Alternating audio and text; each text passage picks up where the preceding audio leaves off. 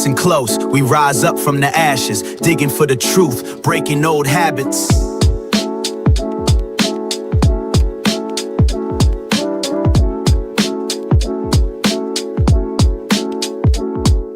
We marching with the nesters, they laid the foundation, passed down revelation, sparked our motivation. In a world of facades, we peeling back the layers. Truth is the weapon that cuts through all the fakers. Phonets in our chest, reborn from deception. Eyes wide open, no room for misdirection. Every step we take, we honor the connection between past and present, forging our resurrection.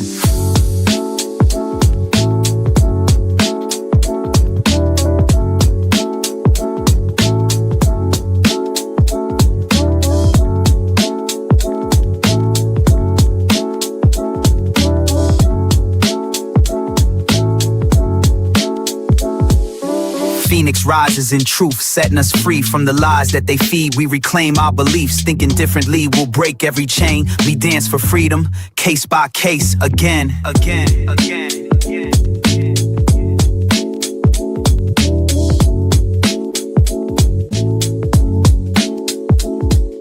We cultivate vision, planting seeds of awareness, challenge the narrative, break out of the harness, digging deep for knowledge, unearthing the hidden. Our minds are the soil where the future is written, no longer confined by the scripts they prescribe. We write our own story, let the real one subscribe. One voice becomes many, together we rally. Freedom's not a concept, it's a move and a tally.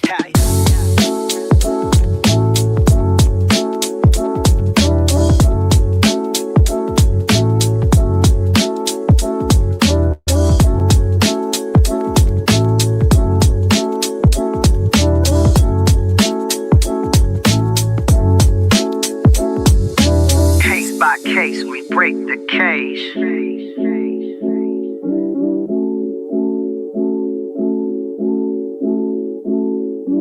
Dog by dog.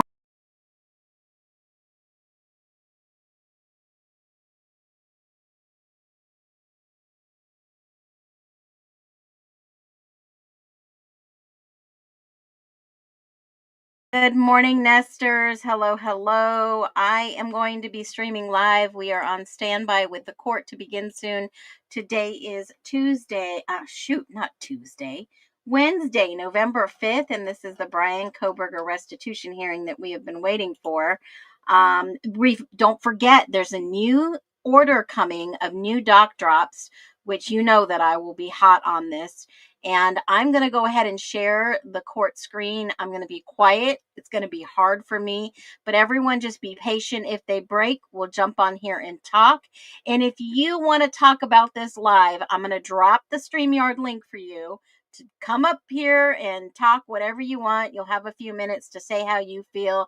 So get ready, check your mics. If you want to join up here live, just be respectful.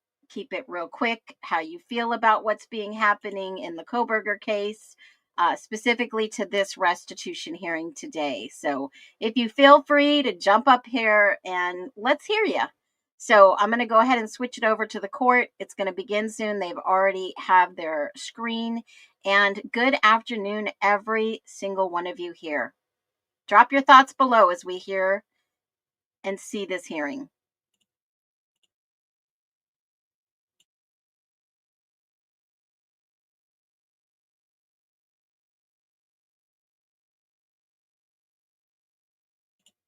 Yeah, thank you, Cats. Definitely hit that thumbs up button ASAP.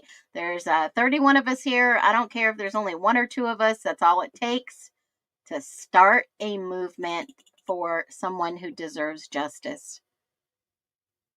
Here we go.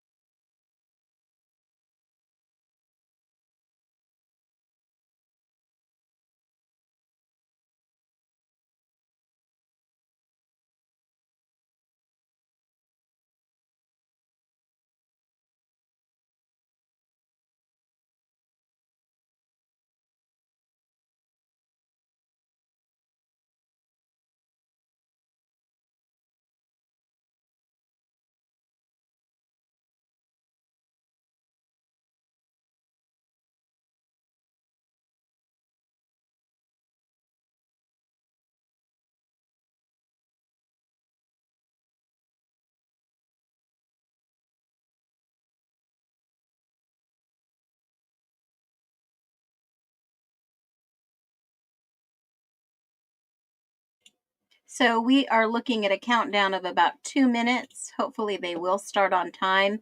If you've ever been to court, you know, they will call people in the docket. Hopefully this is the only one since it is on Zoom today. And welcome everyone in the live. If you feel free to go ahead and share it with somebody. And I've dropped the link below. It is on the screen also in case you want to come up here and share your thoughts in regards to this restitution hearing that we're about to hear. I will obviously have a live stream later on today. I have got so much for you planned. It is phenomenal. These lab reports, guys. You know, I have been wondering where the testing for the Kershaw knife is that they found. That was one of the major things that I wanted to know. Where is the results for this Kershaw knife? Crazy, crazy stuff. Welcome in, Dina. Good to see you. Amanda, Marissa, I got your message. I just saw what you posted in there. I'm going to be praying that they get on the ball and we hear something good from them. No talkie before coffee. I had my coffee today, if you can tell. I don't feel like I'm all over the map. Rebecca, hello. Jill, every time it's 5 p.m. here in Scotland. Well, welcome in. Good to see you. Monique, Lisa, Cat's Girl, Donna Rosa, Terry, good to see you. And I appreciate that so much. I really do. Mega Fluffy 17, welcome in. I had been talking about doing a live show for a while, and I just figured, you know what?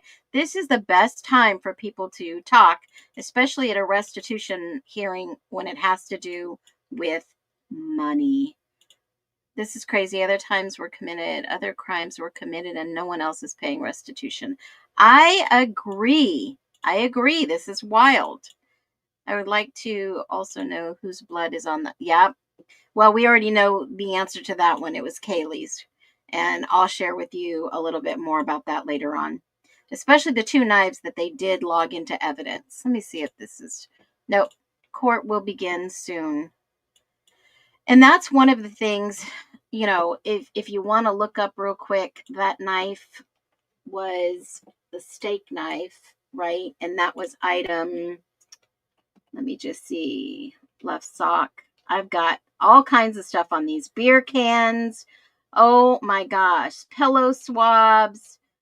Let me just look at steak knife. This steak knife that I looked at last night is item 16 in the report. So all you have to do is go look at item 16. Nope. Brian Kohberger's DNA, nothing in these forensic reports point to Brian Kohberger. And as I will say, as I've always said, I will bring up my little handy dandy screenshot and I will show you. Okay, court's beginning. Hold on. I'm going to be quiet. Here we go.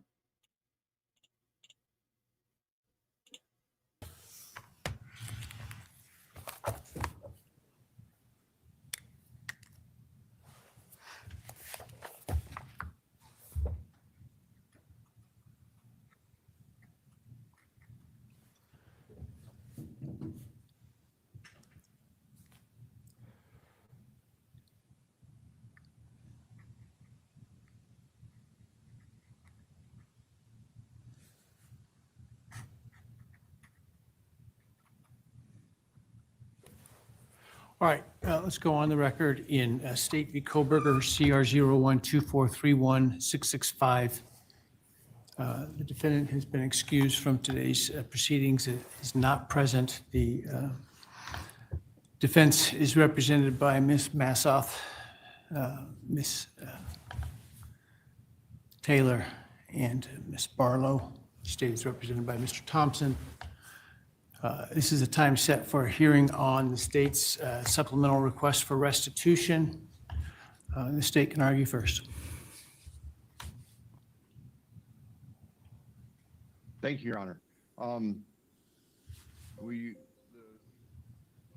attached documentation. It doesn't appear that there's a question about the amounts. I think the question that has been raised is whether the propriety of any additional restitution being ordered at this point. Yesterday afternoon, we did receive a supplemental filing from the defense, and I want to respond to that just for the record before I address the merits of the restitution requests themselves.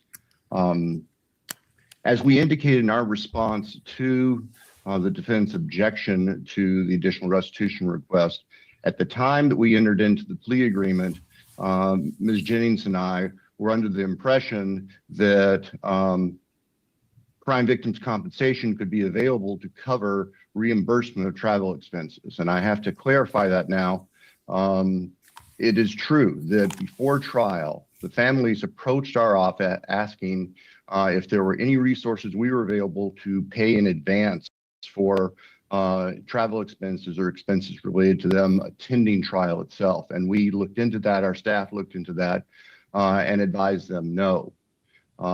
It was my understanding, and I'm mistaken, I realized I was mistaken at this point, but it was my understanding back in early July, late June, when we were talking about the plea agreement, that crime victims compensation could be available to reimburse expenses like that. I now know that's not correct, and it was certainly my mistake. I will own it as far as our state of mind going into the plea agreement. So that being said, go ahead. I'm sorry. Go ahead. I'll let you finish the point on the plea agreement, and then I have a question for you about that. And I was just finishing that point, Your Honor, so this would be a good time. Okay. So it's pretty well settled that plea agreements are interpreted as contracts, which they are.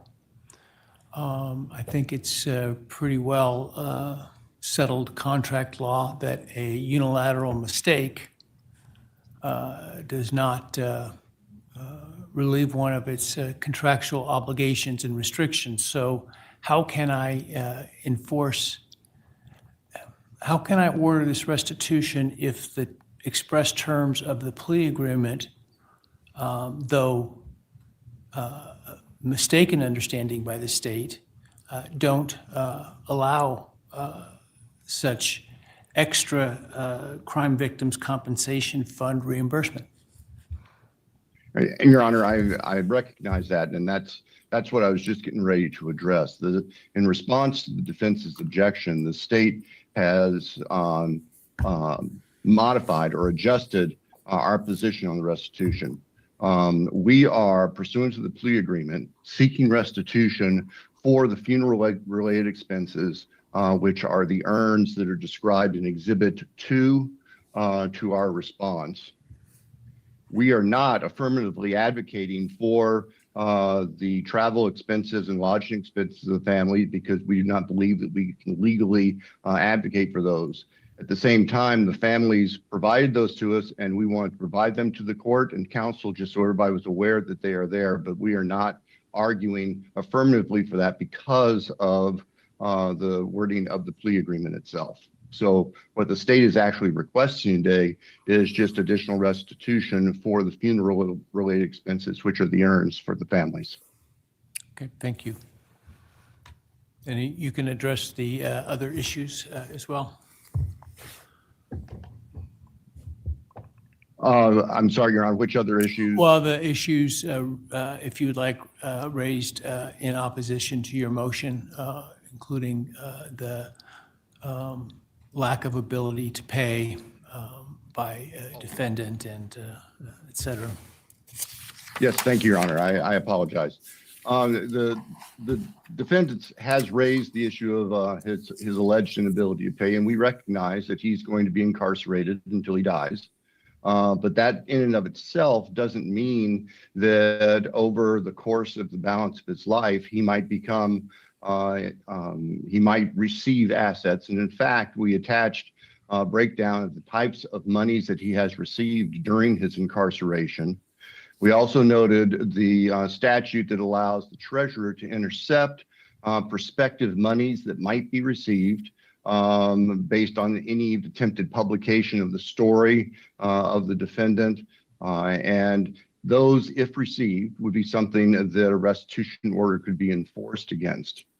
We also note that the language of the statute and the case law interpreting the restitution statute, which is 1953-04, if I believe off the top of my head, talks about current inability to pay is not necessarily a block to the order of restitution. It's just merely a factor for the court to consider.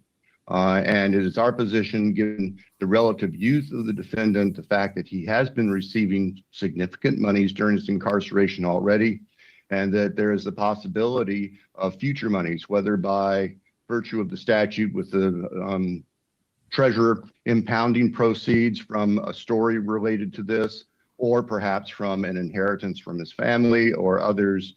We can't see into the future. We don't have a perfect crystal ball. The state's position is having this additional restitution in place, which is really fairly minimal, would be appropriate, and have them available that if the defendant comes into assets, that the families would be able to try to satisfy the restitution orders from them.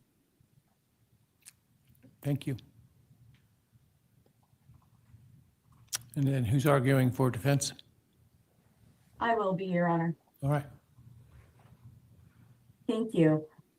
Given that the state has clarified its position that it's only seeking reimbursement for the earns, it's my understanding that that amount is $1,420 for one family, $1,587.79, and then another $167.79, which would be a total, I believe, if my math is right, of $3,075.58.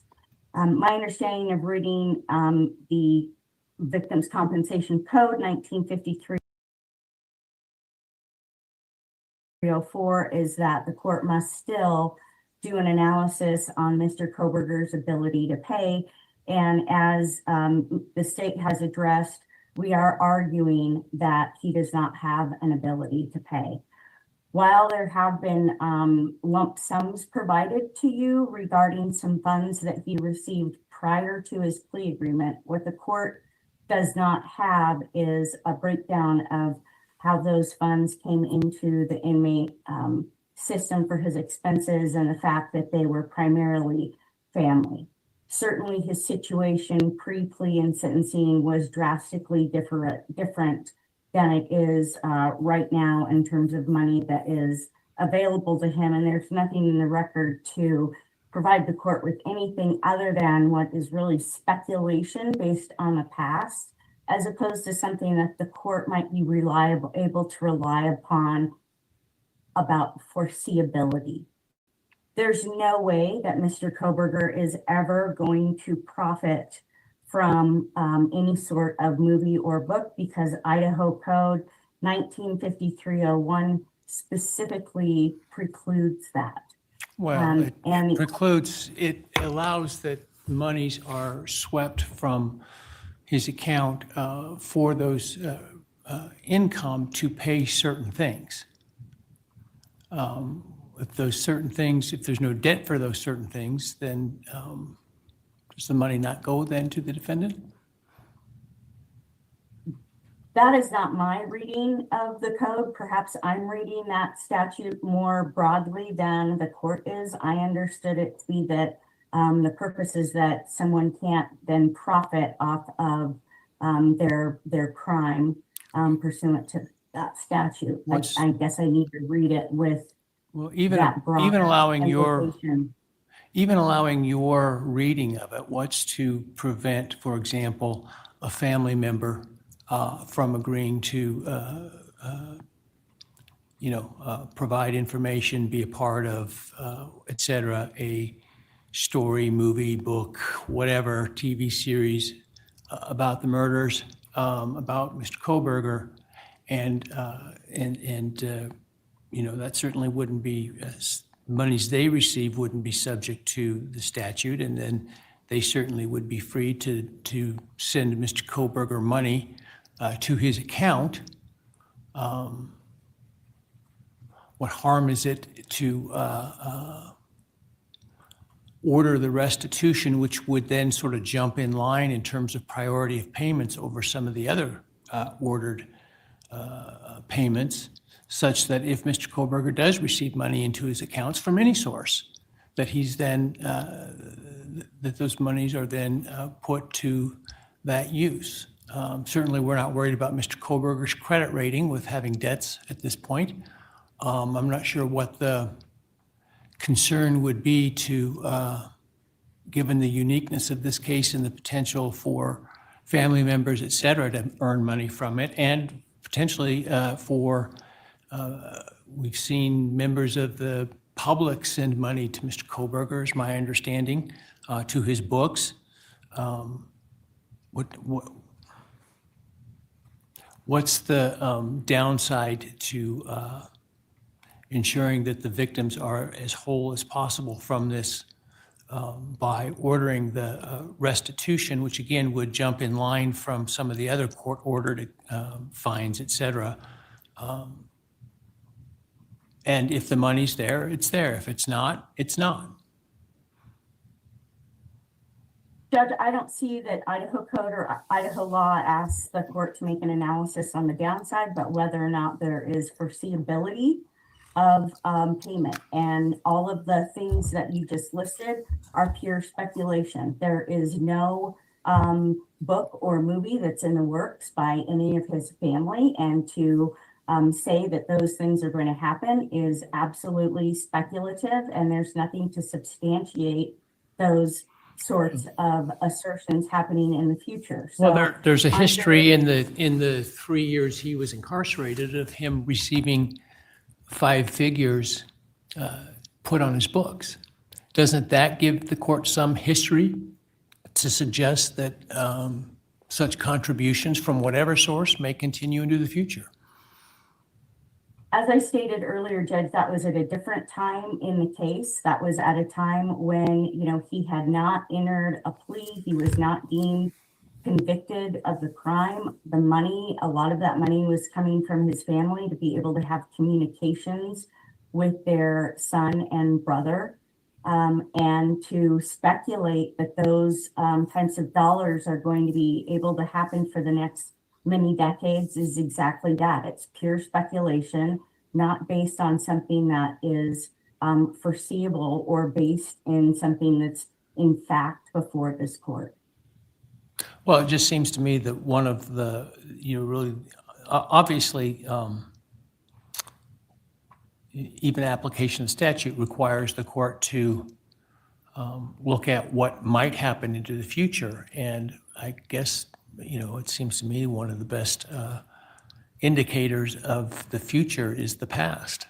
And in the past, his family has, you're saying the family was the source of much of these funds, has provided him funds in order for him to communicate, et cetera. That necessity will still exist going forward. I'm not aware of his family having disowned him at this point and not wanting any contact with him. And even if they are, that doesn't mean that won't change. And you call it speculation. It seems to me that it is good evidence of what may occur in the future in light of what has occurred in the past.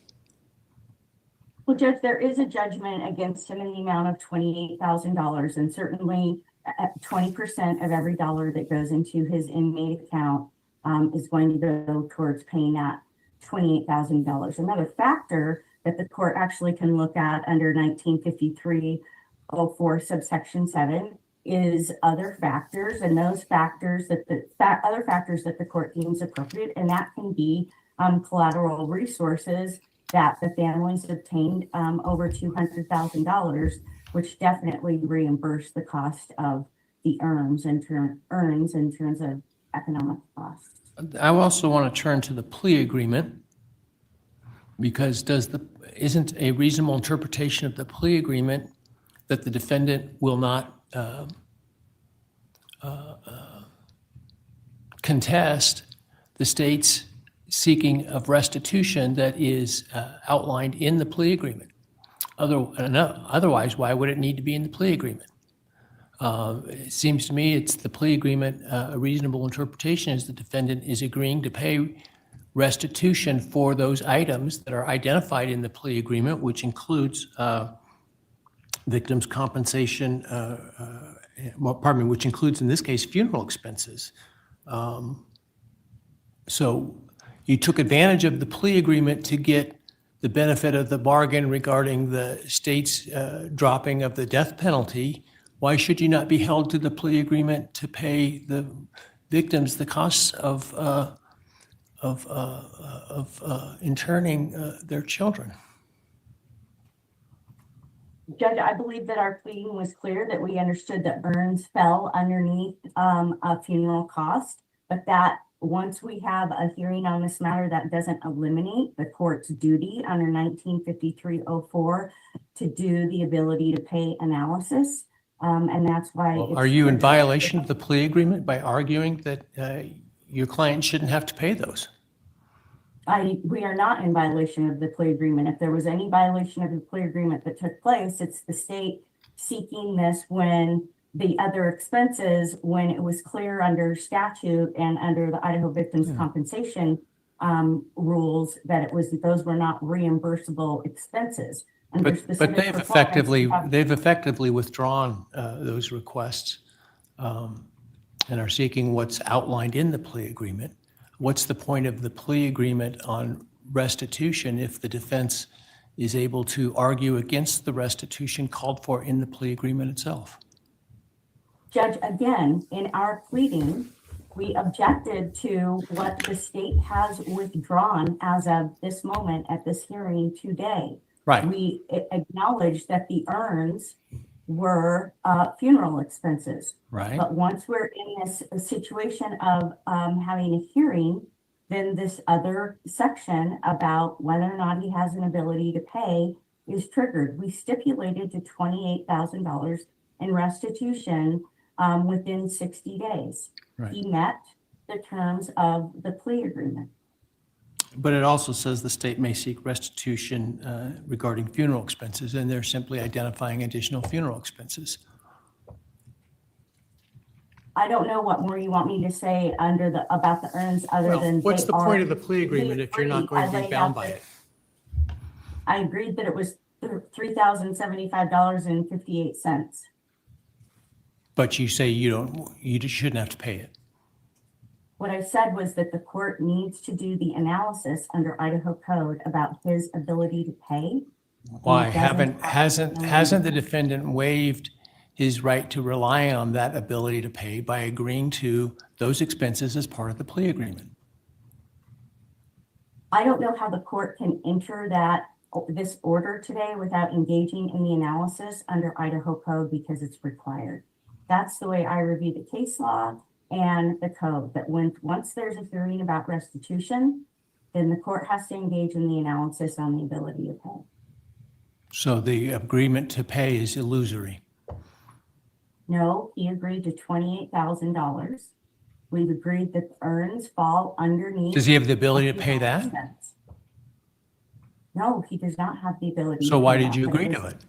Because it was a specific, we were provided with those receipts within 60 days. We were not provided with the receipt for the urns within 60 days. So is your objection then a timeliness objection? We did raise a timeliness objection in our pleading.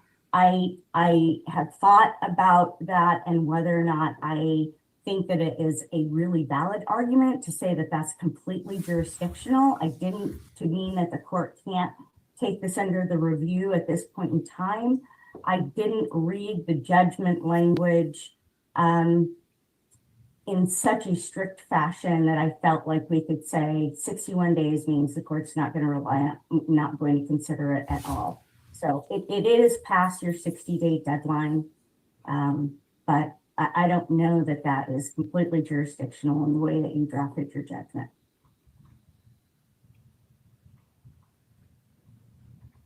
Anything else? No. Thank you. Mr. Thompson, any rebuttal? No, Your Honor. Thank you. All right, thank you. I'll take the matter under advisement, issue an opinion in due course.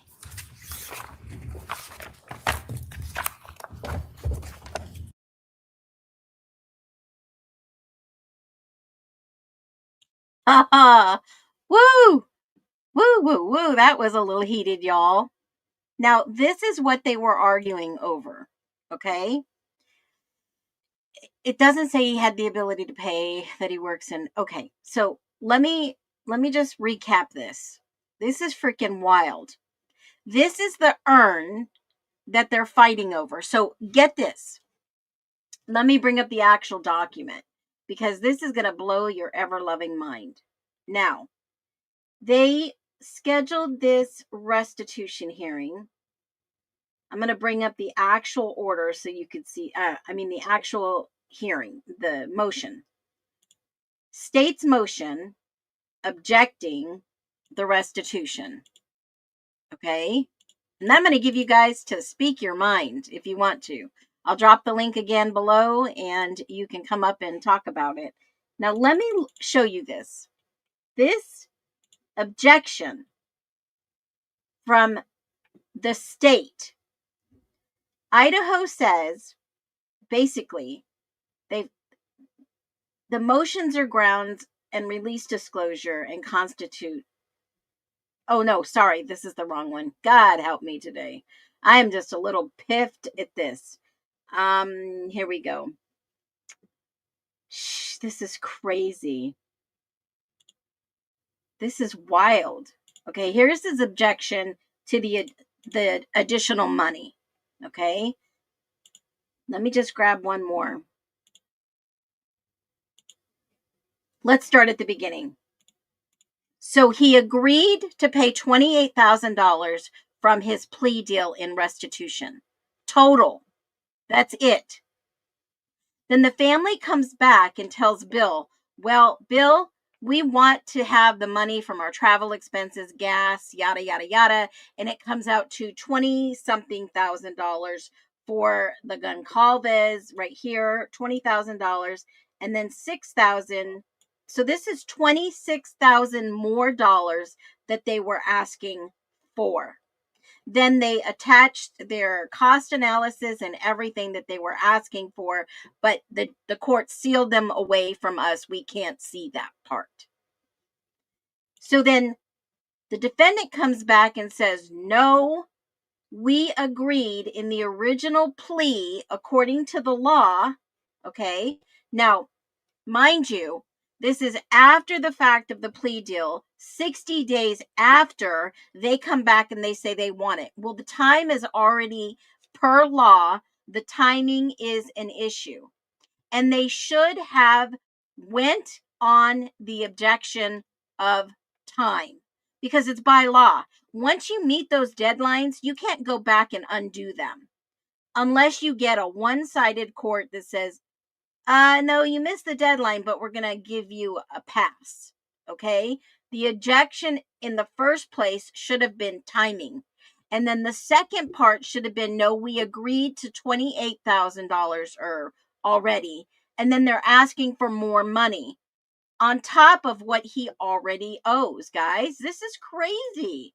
He already owes $300,000 because they implemented interest on the $250,000 and whatever else they wanted to throw up on top of that. So when he says, I plead this, he basically says, we've already paid that expense in the amount of $28,000, and this is what I agreed on. Okay? And that's it. I'm not making any money. I don't plan on sharing any story or book deal that we know of at this time, because if the Kohbergers were in it for money, they would have already done some documentary. They already would have sold the story. They already would have done something, especially at this point when we're seeing nothing that connects him to these murders. Nothing at all. This is like a greedy family member asking for more money when you've already agreed to a certain amount. It's like they're connected. Remember, these families will be forever connected to this case, to Mr. Kohberger. So even when someone says, oh, don't put the picture so close together, yesterday's picture of Maddie and Kohberger together, these families are going to be intertwined forever, whether he is factually innocent or not, because we still haven't seen any smoking gun. So basically, we need a salty meter test in the chat to test our saltiness levels today. Oh my God. Amanda, you can be as salty as you want today. I give you full permission. This is a no hold bar live right now, because when it comes to money, we don't want to part with our money. I'm going to be real and raw and spicy today. Nobody wants to part with their money. No one's looking to get in some type of trouble to part with their money. Okay? So let me just walk it back a minute. They agreed to the $28,000 on the 19th, and he was already ordered $25,000 in criminal fines and fees. So that and that plus the interest is something like 300 and yada yada yada dollars on the books. Okay? So he already owes that. And then to come back and say, no, we want you to pay an additional $26,000. That's ridiculous. Who in the heck needs to be reimbursed for $20,000 in gas and expenses and earns? Now, this is what really pisses me off. When you look at this acknowledgement, this post, public post from the family, they say yesterday, along with Maddie's family, we had the girls transferred into our beautiful urns. It was a very emotional day for us, happy and sad, happy that the girls are finally settled, yet so sad that we were actually sitting in the crematorium with the girls on our laps. Unfortunately, as we got there, I dropped the top of Maddie's and it pretty much shattered. Okay. She admitted she broke it. Now they have to get another one. I'm pretty sure the lady already mentioned this, so apologies if being redundant. The Laramies bought 2 urns, one for Kaylee and one for Maddie, and we did the same. So that's 5. That's 5 urns. And that's why I said they bought 4 and an extra. We split the girls. We did not mix them. The girls will never be apart. They will be forever in our 2 homes, just like growing up. But our families know that Kaylee and Maddie's actual souls are in heaven, and it's only their ashes, and they are in their urns. Now, this was all planned by the family to have custom urns. And you know what? Who in the hell transfers a glass urn, in a car seat like this? Please do tell me, whoever made these, they're gorgeous, by the way, whoever made these, why did you let them transfer urns not boxed up, not properly wrapped with, bubble wrap or whatever? Who in the world did that? And then you want to admit publicly that you broke something and you probably had to pay for that. And then you also bought double the amount of urns so you both families can have, some of the girls in each. Now, that's not Brian Kohberger's fault, but you want to go ahead and say, I want you to pay $3,000 for the urns, because this is what happened. If you don't know, this happens in court cases. The judge will get with both lawyers behind closed doors, sidebar, whatever you want to call it. They will meet before they even go to public hearing, and they will meet and discuss what they are going to do in these hearings. The hearing is for show. They already determined what they were going to do at the hearing. So the state gets with the defense and they say, okay, we're not going to ask for the full amount that we filed for. We're going to ask just the amount for the urns. So as you see the judge come on, then they start talking of only the urns. So that's what happened for a lot of you that came in and said, wait a minute, they're only talking about the urns now. How did they get from $20-something thousand plus to a few $1,000, $3,000? That's what happened. Okay. So they basically say, look, this is exactly what we agreed to. and there shouldn't be anything more. Now you're seeking an additional $26,000, mind you, just these two families, because yes, they bought additional urns. If Bill Thompson made an error, exactly like he said, I'm okay with making my error. So with his error, why should BK now go back and say, they made a mistake, now I have to agree to more? And like Amanda said, hell no, let's go to trial. With all this evidence now that all the public has seen, what if he says, you know what? I'm not going to pay this. So taking the case under advisement, what does that mean when the judge says that? Believe me, I know firsthand. Okay. Now I've told you, every single one of you, for the last 5 years, I have been in a civil lawsuit in which we have won every which way. Taking a case under advisement means that a judge will go back and talk with other judges, see the case law, see the state law, see the federal law, see the Supreme Court law, and will come back and actually even call up a panel of retired judges, because he does not want anyone to poke a hole in his ruling in the future or present. So if she made the argument, it would be time and then the amount agreed on prior. And then now they're coming back and saying, oh, no, we made a mistake. We want him to pay more. No, that's not how it works. Yes, it's contractual, but let's go by the law. So now Bill's argument is, oh, but in the future, he may make X, Y, and Z. And then they learned how much money he got while he was in holding and not sentenced yet. No plea deal. So allegedly, I can't even use the word allegedly. Judge Hippler said he made 5 figures while in jail. Now, was that from the public sending him money? Absolutely. That was probably from donations, gifts, family. He did say, in order for them to communicate with their brother and son. And, they basically said, oh, now this guy's got some money. They want to get their hands on the money. And he even had the balls, y'all. I'm losing it. I'm going to crash out in a minute. He even had the balls to say, well, if he has a will and it doesn't look like his family has disowned him, well, freaking why should they disown someone who's factually innocent? Like I said, I've seen no smoking gun. If you guys see the smoking gun in the forensic files, in the reports, let me know. I do not support a murderer. But until we have hardcore evidence, I am going with the fact of what I have always said from day one. If he is in fact part of this or guilty, we're not going to support somebody that's not innocent. Now, he's factually innocent, which means there is nothing indicating he pulled this crime off. Like I said, is he Houdini?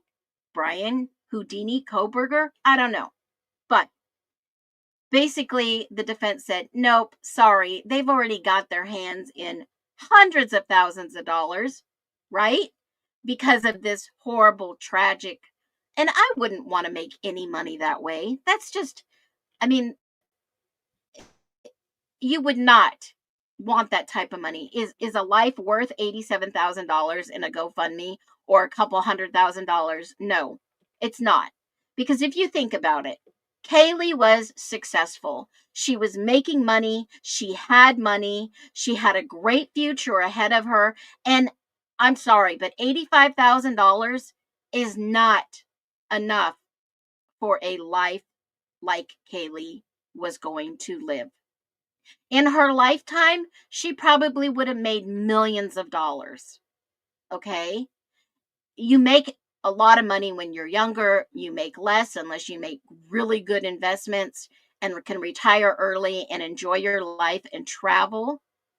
That's a different story. So I'm just going to use this hypothetically here. Let's just say that Kaylee, in her prime years, and let's just say maybe 10 years, let's just say she would make over $100,000. This is being very conservative.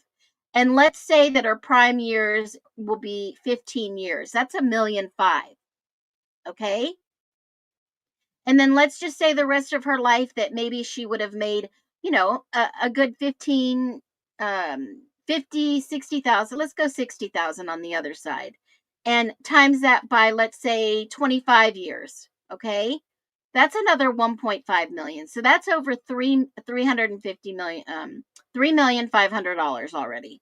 So in her lifetime, she probably would have brought in, you know, maybe I would say max 4 to 5 million, unless she didn't start a company and multimillionaire. That's being very conservative. So do you think $85,000 in one GoFundMe by Christy and Steve is enough? Hell no, versus having a daughter who was valuable. Okay? That's just an example. So for those of you out there saying, oh, they got all that money for the GoFundMe, that's not enough for a life. And that's plenty for them to pay off whatever debt that she had, whatever expenses, and covering the earns, in my humble opinion. Okay? So with that being said, you have to go back, and we don't know anything other than Kohberger is factually still innocent. And these families refuse to believe this. But they refuse to look at the evidence and go back to the original investigation and say who was involved in this atrocity. Well, the report and the detective work was leading us here until somebody put the brakes on it and says, we don't want to hear it anymore. We don't want to know who's involved. We don't even want any further DNA testing. Don't test certain things. Make sure you spray that blue star all over that jacket. Make sure that you tie these people right back to themselves. Yes, folks, I'm going to say it. I'm going to say it. This is a fireball drop.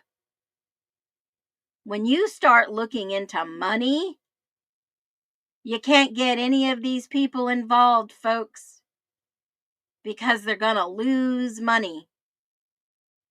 Now, yes, this money was over these simple earns this morning.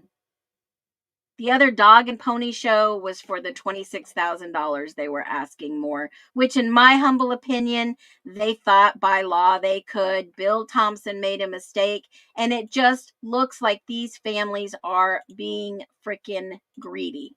Now, if you have something to say about what we just heard and watched, I'm going to drop the link below again. If you want to come up, be respectful. I would love to have, anyone here that would like to come up and speak. And keep in mind that, just be respectful. Be respectful to these families that have lost loved ones. Be respectful to Kohberger's family that have lost their only son. Okay? And please just remember to be kind to your host. I will go ahead and drop the link now. You'll come back up stage.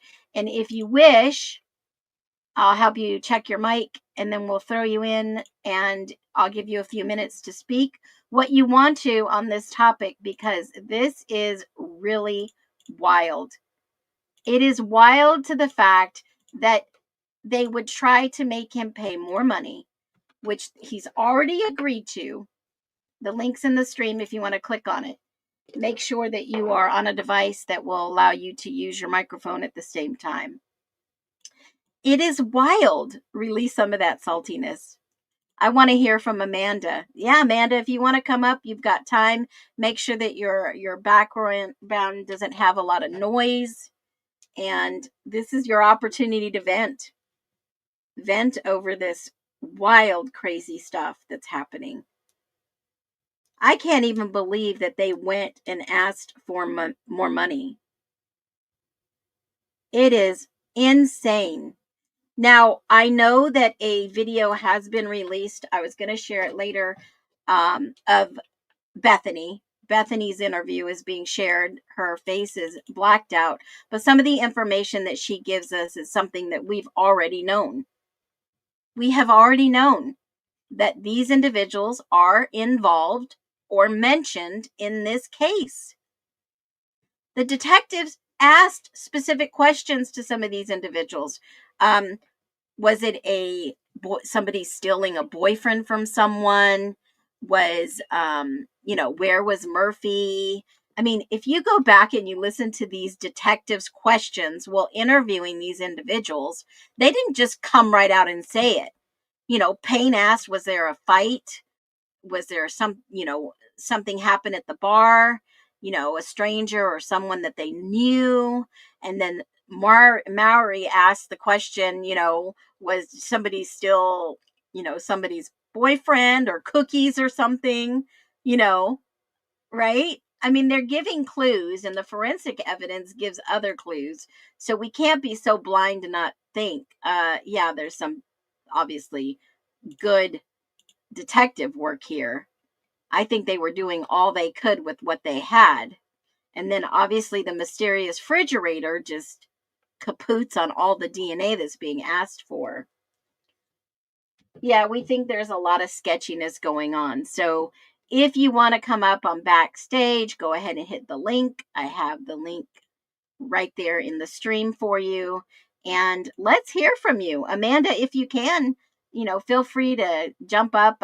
She says, I'm in a chaotic house with loud people. I gotcha. Go hide in the bathroom. BK and his families aren't like the grifters of the victims, and it shows out here. I agree, Critic Rick. I think it was really easy to see. The detectives fed them leading answers because frat kids did it. Common denominator between the four is they were all dropouts of their clubs. This club, Fund LE.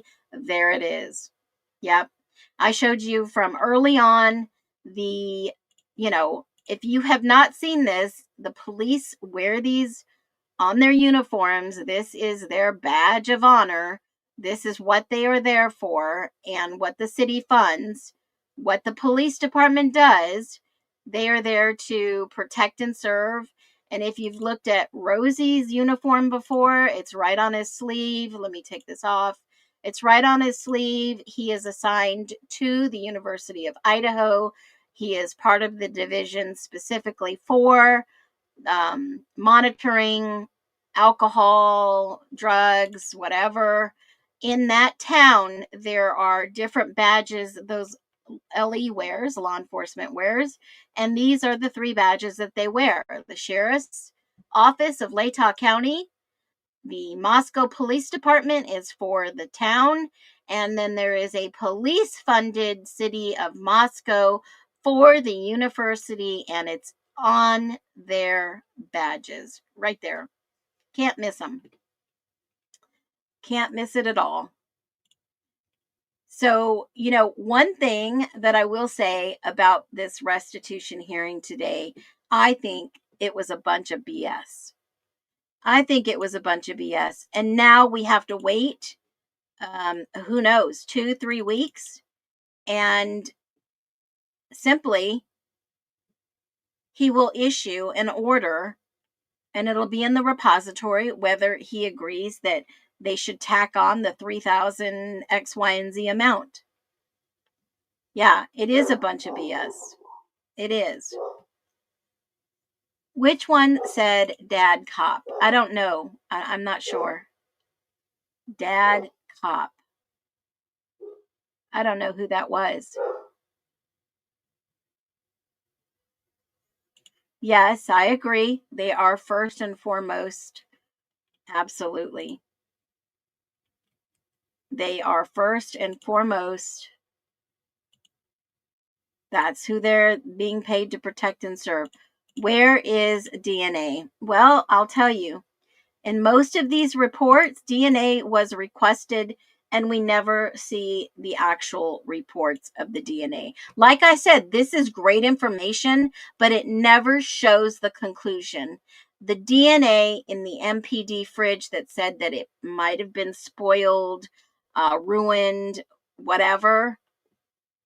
Yeah, where's Dina? I thought it said DNA, but no, DNA. Dina, where are you? Do you want to come up? Come up. Dina. I said Dina, not DNA. Yeah, I read it. And I've got my computer glasses on. But they didn't make him pay OT. That's what I'm not understanding. They didn't make him pay it, not OT. OT looks to me like overtime. They didn't make him pay it. No, he didn't rule today. He said he would take the case under advisement. That means a written order will come later. And that is what they are doing. Dina, are you spicy today? You want to come up? Just go ahead and hit that link. If you need the link again, I'll drop it below. If you need it, there it is.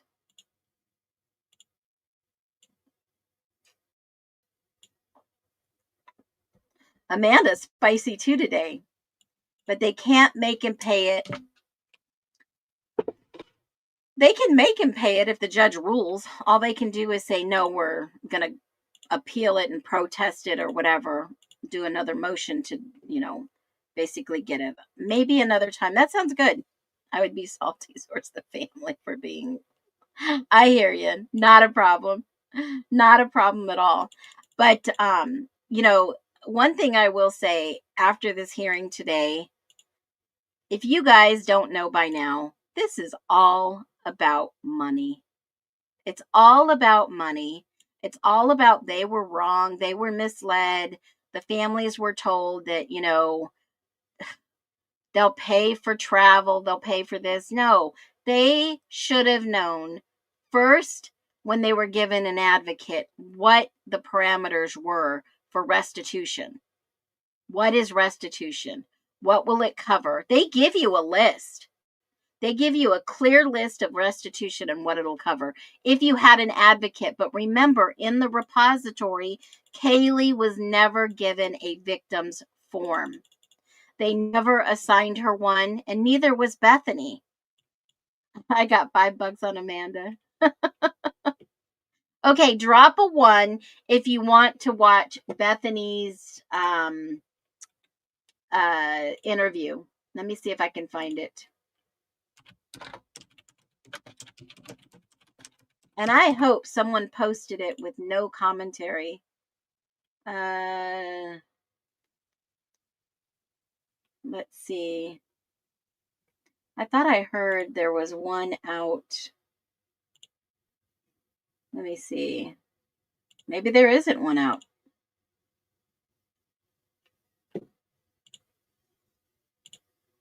Said somebody played it, and it was just second interview with MPD. Second interview. Hold on. Let me see if I can find it.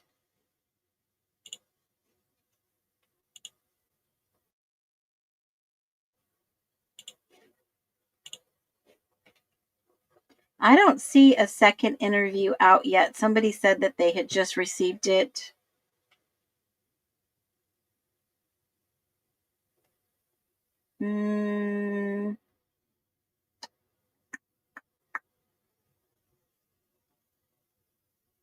No, I don't see one yet. I feel like Amanda might expose if she started talking.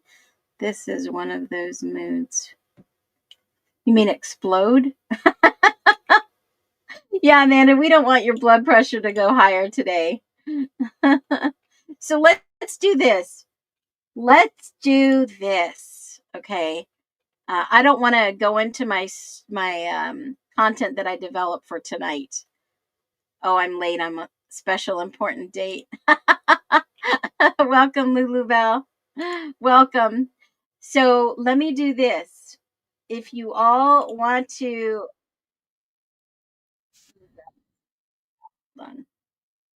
let's talk about, somebody had a great question for me. And this is one of those collective thought processes. So if you were on the stream yesterday, let me drop this below. If you were on the stream and we talked a little bit, no, I don't want to talk about that because, okay. If you were on the stream yesterday, I had this up on the stage. We talked about Maddie's blood. I did a video the day before. I released it to members only, subscription only. And then after 24 hours, it changes. So I had a question that someone asked me is, let's do this as a thought process here. Now, Maddie's blood was found on the banister of the 3rd floor rail. So let's do a collective thought process and drop your thoughts below on how do you think that Maddie's blood, just her blood, only her blood, there was no mixture of anyone else. How do you think Maddie's blood got on the 3rd floor banister rail when we already know the narrative that they gave us is busted? How do you think Maddie's blood got on the 3rd floor banister rail? Man, my throat, I think I'm getting a cold.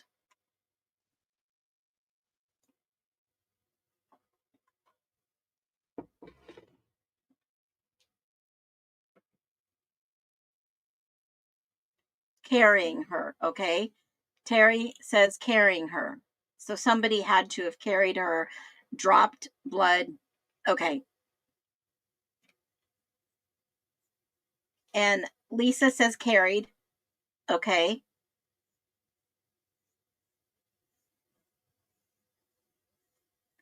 Well, if I stick to my theory, says critic Rick, it was because they got taken there and placed stage, scene, and bodies. And Amanda says Dylan is a liar, in my humble opinion. Respectful. Senior critic, Lulu Bell says, have a full-blown migraine today. No speaking good. I'll take a rain check. Ah, I hear ya. And Haley says, yeah. I like your name, by the way. Yeah, that's the only thing I can think of. The DNA blood that they found, or just regular cell DNA. This was actually a blood swab. From what I understand, it was a blood swab. That's what the document says. The guy that sold me the phone put his damn thing on and I can't figure out how to take it off. Oh, gotcha. I was listening to reading 2 chats at the same time, 2 subjects. Okay, so if we think about how did Maddie's blood get on the banister? So, you know, I always go back to these photos of the house, and I'll go back to one key picture and a few key documents, okay? Because they don't give us the whole picture. They will never paint the whole picture for us. In my humble opinion, Molly, the DoorDash driver, remember, I'm going to show you a picture. And this is opinion, speculation only. Someone carried her back after. YouTube video on how to do it. Oh, okay. Hopefully Rebecca will see that. Google a YouTube video and see how to do it. Okay, maybe she came across out of her room to Kaylee was talking about a stranger. Yes. So I think, in my humble opinion, if they were unalived in this house, I'm just saying if versus outside, if they were unalived in this house, okay, it happened on the 3rd floor. Not where they only just placed in their beds. This happened on the little landing on the 3rd floor, in my humble opinion. Now, do we have evidence of that? Perhaps. Yes. Because remember when I shared with you the first set of documents that basically said this? there was blood taken from the door. What is this called? The door trim, all the way at the top. There was blood swab of the door. Now, if we go back and we look at the blood swab of the door, the 3rd floor door, let me get that. Let me get the 3rd floor swab.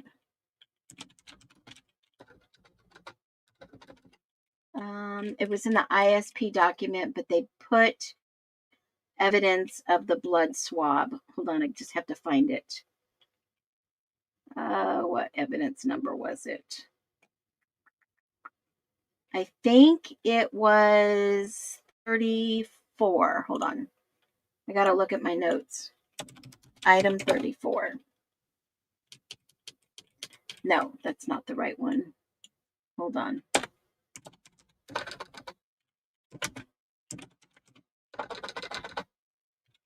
Third floor. Let me grab my spreadsheet again. This 3rd floor door, here it is, 77. Item 77. 3rd floor swab from 3rd floor door. It tested positive it was a blood swab. Here's the answer. Okay, now it doesn't say whose blood it was,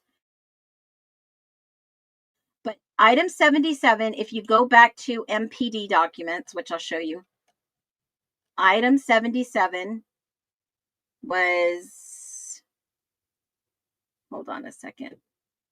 I don't even reference that. It's not correct.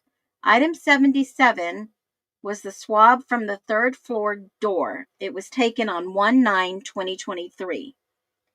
It says it was a blood swab, 3rd floor door, and it tested positive for blood. So tell me, how did blood get all the way up on this 3rd floor door? All the way here on the top right-hand corner. It was high. It was really super high. So if somebody had been unalived in the bathroom or in this little landing spot outside the door, it possibly happened on the landing spot. Right here, this little landing area. Where the blood on the banister was. And possibly this was cleaned and even possibly painted. All right. That could be the clean job in the 8 hours later. It could be. This is all speculation. We're here to talk about theories and discussion, and this is based on public information that's available. We can definitely give our own thoughts on this. So if Maddie's blood was on this banister rail, either the right or the left, it doesn't specify. It was a drop of blood. Okay. And then they find blood on that 3rd floor bathroom upper doorway right here on the right, all the way up here. This had to have happened. That's a spray. That's some type of cast off. And if they did, that means that they cleaned this entire area up here. Now, what I'm about to say may shock you. It may not shock you. I'm not here for the shock factor. But let me say this. Does everybody remember when Dylan was being interviewed at some point and she said that there was a deep cleaning that occurred the weekend before? Does anybody remember that deep cleaning statement the weekend before?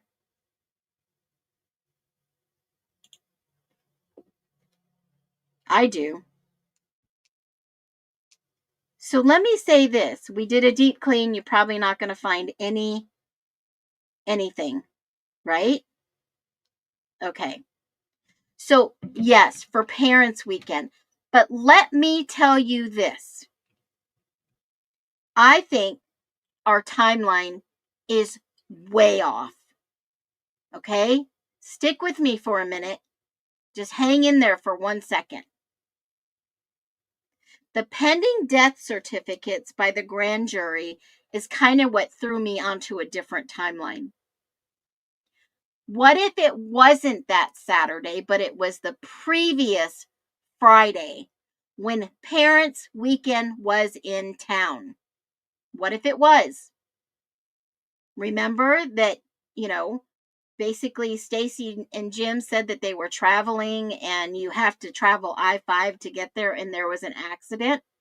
And that accident was actually the weekend prior on the 3rd. Okay? So stick with me.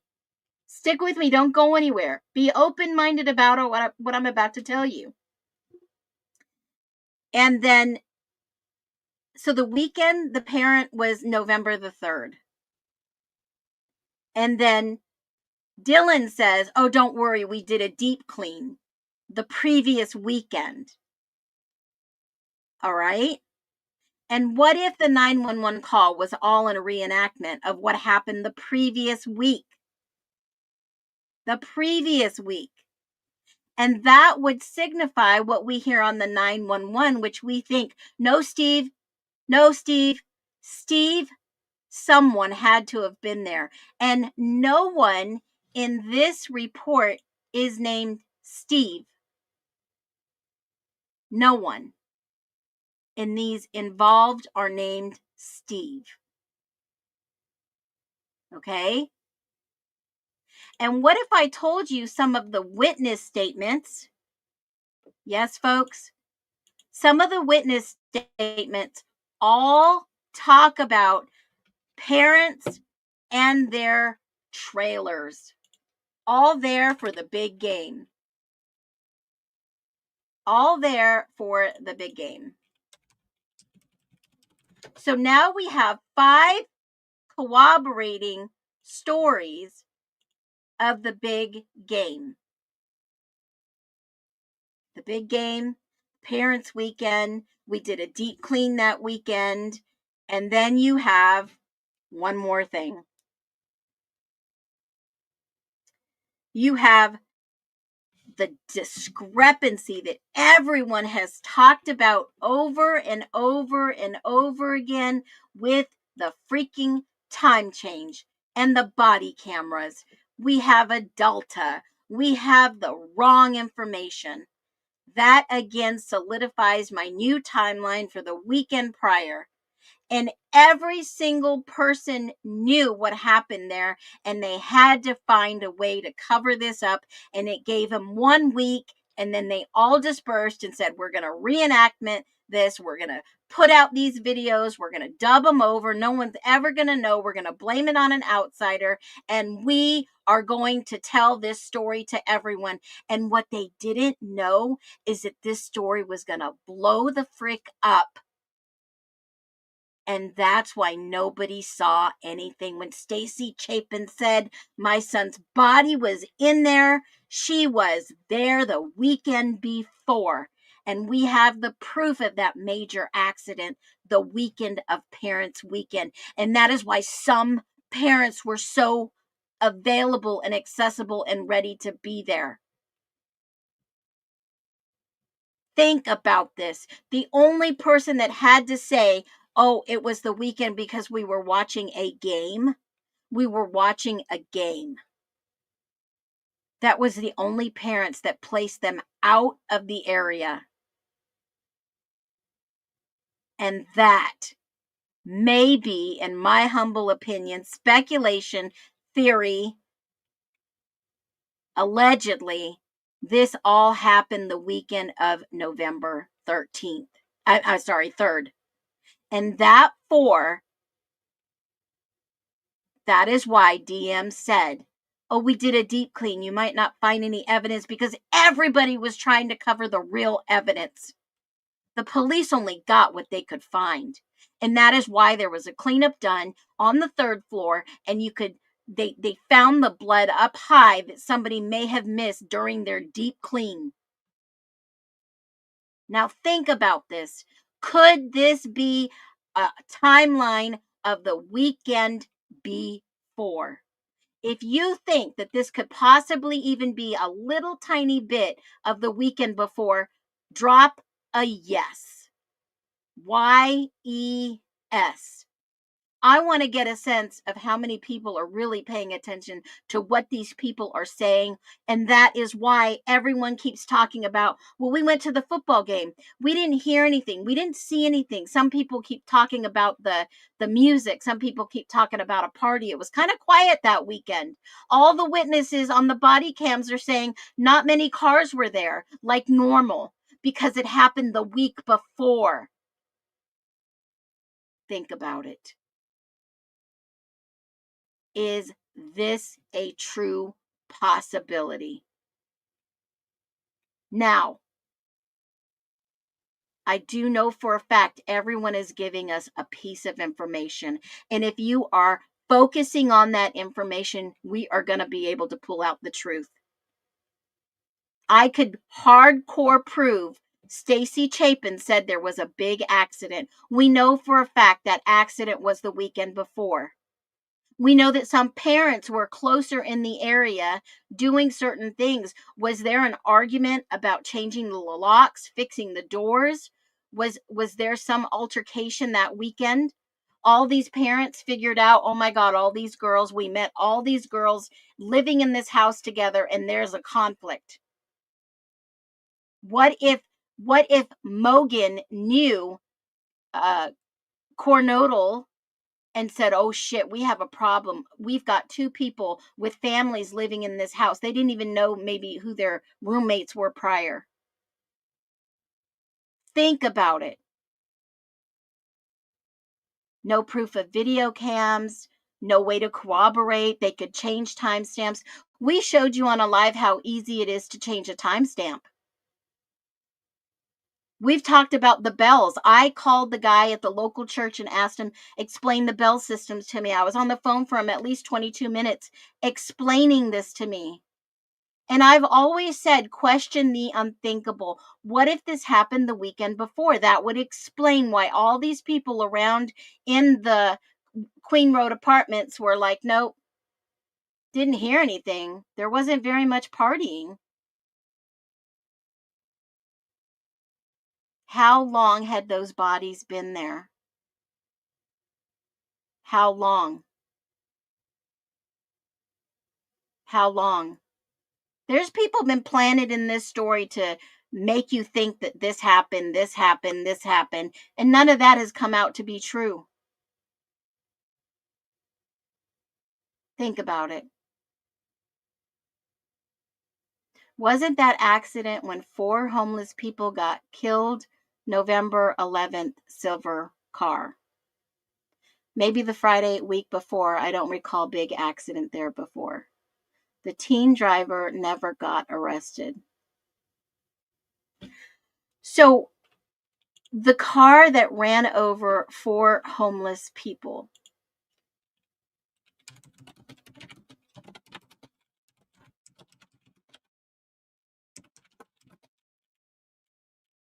was it in Moscow?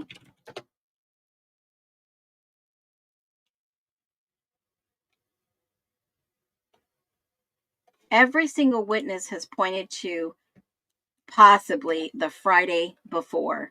Dylan herself said there was a deep clean the weekend prior. Chapin's mom said, well, we were traveling down to Moscow and there was a big accident.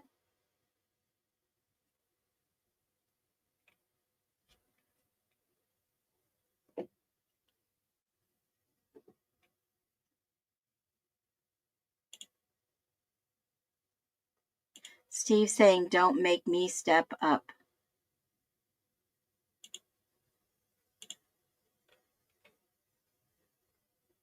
No, think about this. Y'all have to really think about this.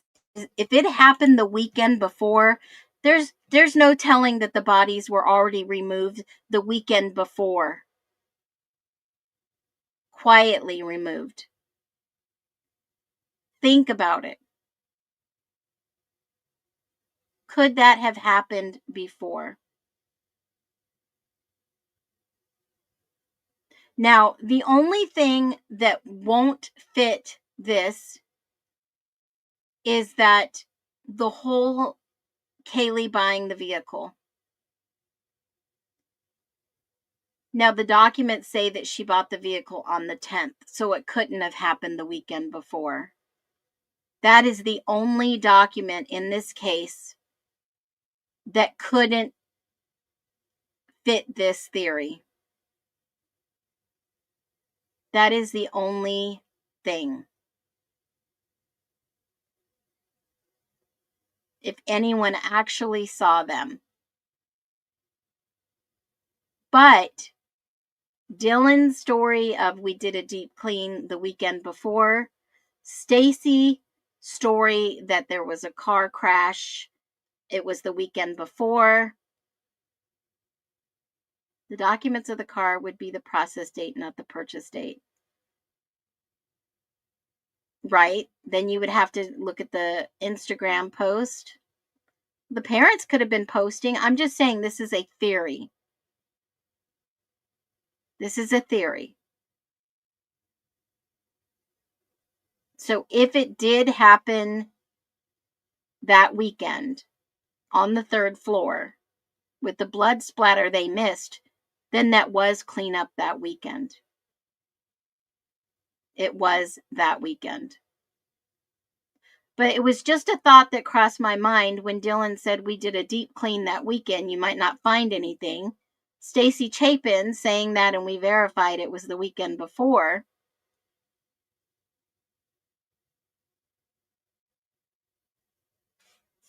But she did have to take it back, and her meeting up with the new guy to her car didn't add up. What about the DoorDasher? The DoorDasher, I think, is just some story made up to put Molly at a certain place at a certain time, in my humble opinion. And we all know that she knows Bill Thompson. If you can call in and say, hey, Molly, I need a favor. I need you to be somewhere at a certain place and time, and don't question it. That would put her there, and her to say, I saw Brian. I saw Brian. Think about it. Deals are made all the time. Deals are made all the time. Molly seems to be Molly is a, what do I want to say? Molly is an alibi, guys, in my humble opinion. Yeah, she's an alibi. I think DoorDash was an eye contact. Nobody ordered a DoorDash. I don't know about that one, Rebecca. Now, we can go down this rabbit hole, okay? Who's the one that said Dylan wanted Taco Bell? I remember early on in 4chan, I mean, I've not always talked about this case, but I have definitely watched a lot of what was talked about. Okay? So, allegedly, somebody wanted Taco Bell. Who was that? Someone wanted Taco Bell, or Taco Bell was closed, or their favorite is Taco Bell. Does anybody remember who that was?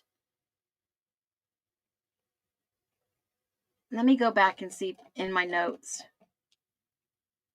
Idaho for Taco Bell. Let me see if I can do a search.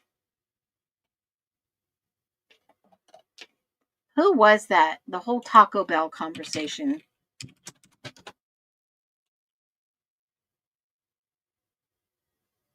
Let me see.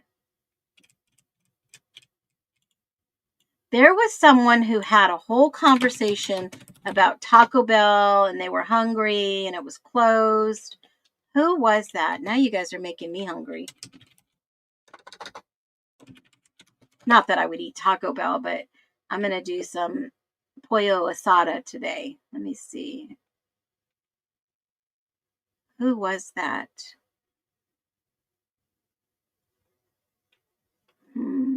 Here it is. The rideshare driver, was it Eric Gower? Hold on a minute. Let me see. Did he sit in Taco Bell all night? Who was that? EG used a Taco Bell receipt as his alibi. Okay, that's what it was. Okay. I forgot about the private rideshare driver who took M and K home. He lived close to BK. How did I forget that? He sounded a little too happy about BK being charged for the murders. In my humble opinion, he also made some odd statements such as he didn't pull into the parking lot. He was afraid of getting robbed.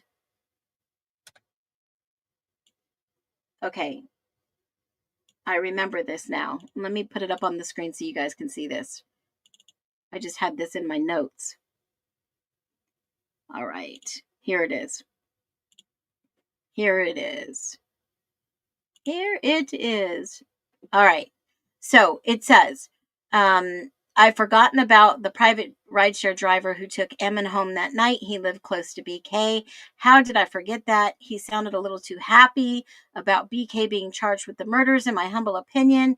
He also made some odd statements, such as he didn't pull into the parking lot because he was afraid of getting robbed.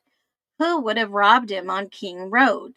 But he also said he didn't stay to watch them enter the house because it's a relatively safe area. He seemed to be a little too empathetic that there was absolutely positively nothing all but unusual or different that night. The girls weren't afraid, and he also knew about E and X, but no mention of B and D.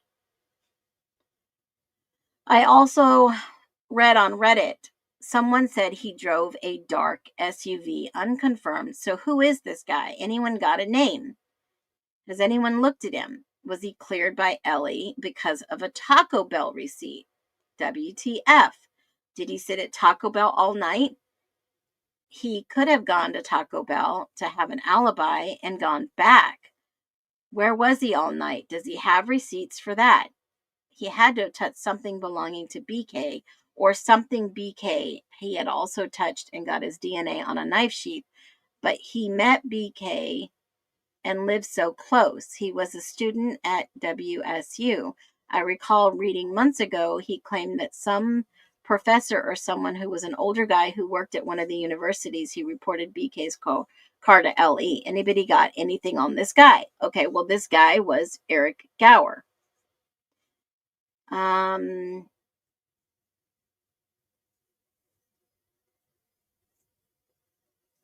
Has anyone looked to see if UI had a home game? When was that? A home game? Let's just see.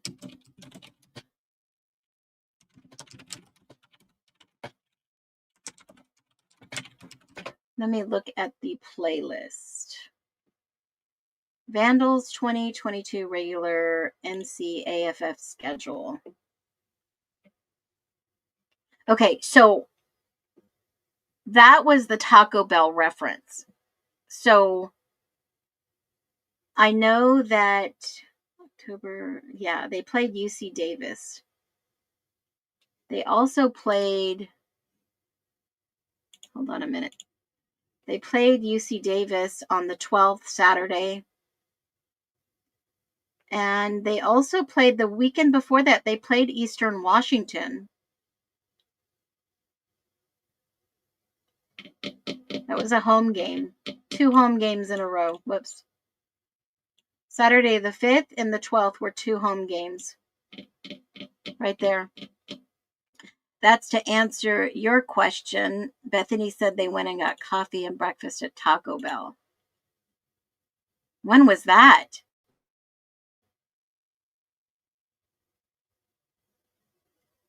Wasn't there a Taco Bell bag in Xana's room?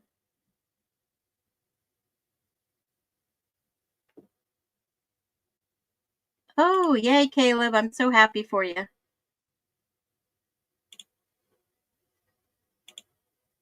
Okay, so Lisa, there's your answer to the question. The Vandals had a home game on the 5th and the 12th. The 5th was Eastern Washington, and they won. And UC Davis, and it says they lost. I don't know how they said they lost when it was 44-26. Something don't make sense there.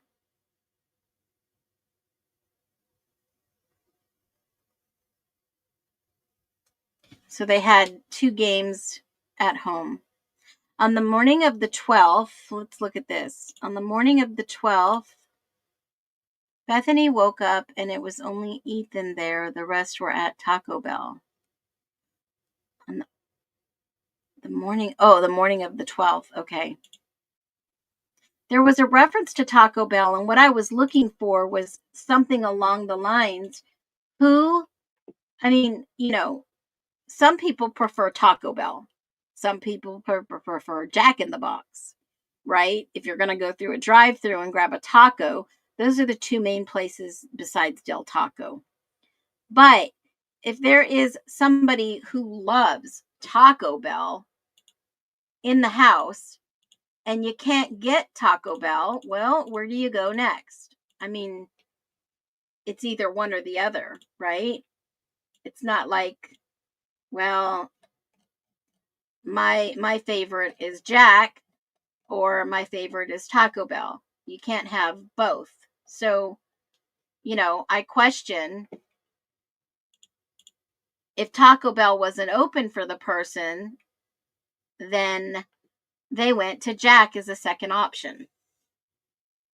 And who was that was hungry? Who was it that was hungry and maybe pissed off that they had to eat frickin' mac and cheese instead of Taco Bell? Wasn't there somebody who made mac and cheese instead of going out to the grub truck? And I know this sounds stupid and petty, but I'm just saying, you live with a bunch of young women, teenage girls, like they're all sisters. And I've seen sisters fight. I don't have any sisters. I had 3 girls. I've seen sister fight. I mean, like, I'm not eating macaroni and cheese. I'm getting me something to eat. I'm just saying, right? And these people didn't like French fries. They left the French fries from Jack. I'm just saying. And then they had to eat popcorn because there was nothing else open. They had to wait, you know. Maybe they didn't have any money to go out and eat. Who in the hell ordered tacos at 4 a.m. when a murder was going to be happening at 4 a.m.? I'm just saying.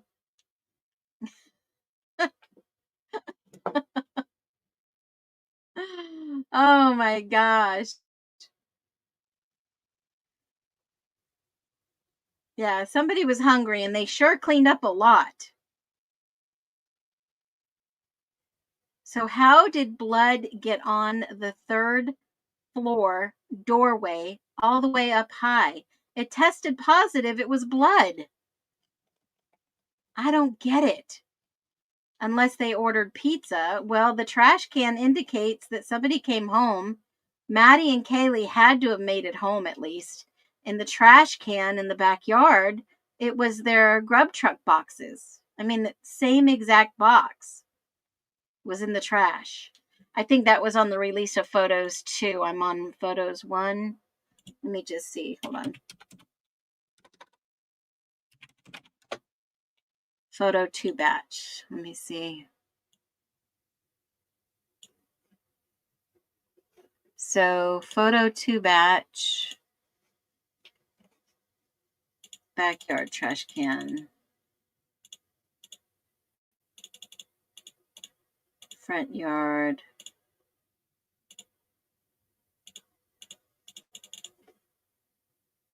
Let me take a peek real quick. You know, and nothing, even the blood stain that they said that was on Kohberger's counter in his kitchen, not even that.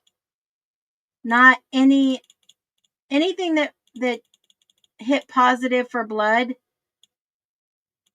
they sent it out for DNA swabbing. But anything that tests positive in this house for blood, they never sent it out for DNA processing, guys. They say that they, in some of them, that they sent them out. And, yeah, no conclusive reports. None. I mean, what is up with that? No conclusive reports. And then you have over, I don't know, 100 plus videos of the damn tire burnout. Here it is. Here is the trash can that showed the same containers. Let me go over a little. The same containers as Maddie and Kaylee's boxes from the grub truck. Right here. I don't know if I can zoom in, but there is a pizza box, Critic Rick. Did you already see that? There is a pizza box out there. It looks like a pizza box. I don't know if it's an actual pizza box from that night, but it looks like there was a pizza box in the trash can.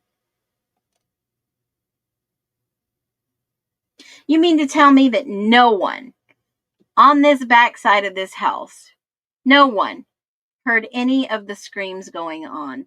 Not even the girl, Fitzgerald, that was supposed to go to Europe with Kaylee. No one heard. Look at this balcony right here. I believe this is a balcony. Is that not a little balcony porch area? Right up against the back of this house. Their backyard overlooks, and then there's a deck right here.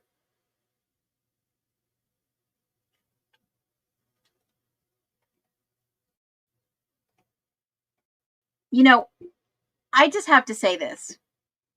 This house right here, I know the exact names of the residents that were there at the time.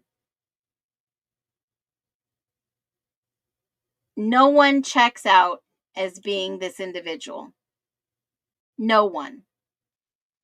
I have all the names of the people who lived at that house during this horrible crime. And no one checks out with this name.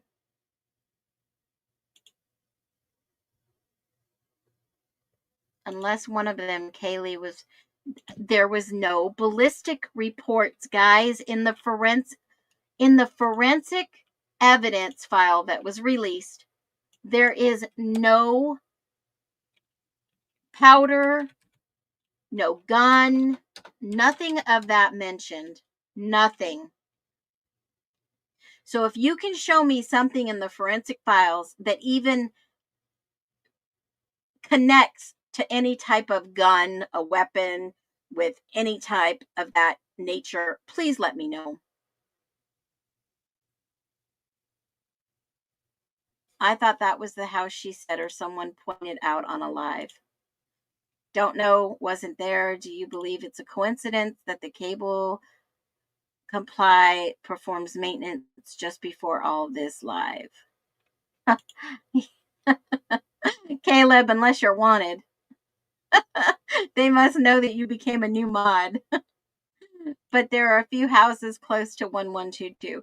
This is the only house that backs up, per the reports of the witnesses. If Dot was there, then she should have been a witness. She would have been interviewed. Okay? So there is no back deck on this house. No back deck. No back deck on the whites facing that way. And on the house back here was Madison, the Moyes. And that was it. That was it. Absolutely. There is a report that they got the dumpsters. Nobody tracked down the dumpsters. Nobody went. The police got the evidence from 3 of the dumpsters. 113 pieces of evidence. Tell me, how much more evidence could they have collected from Brian Kohberger allegedly being there in under 7 minutes and then dispersed of all this evidence in 3 trash cans? How ludicrous does that sound? How ludicrous did they not think we would use our logic? I mean, think about it. Some of the stories people are telling are insane in the membrane. They have lost it. Okay, so when you see some of this, that looks like more than one footprint all over this place, in my humble opinion. But they're saying it's only one set of tracks. Don't know how that is.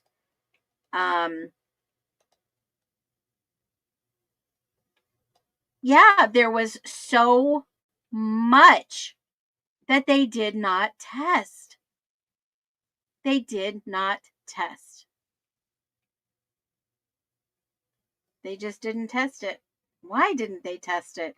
You know, speaking of the forensic files here, there was nothing referenced gun, powder, residue. Remember, the expert, the weapons expert that was coming in to testify, okay?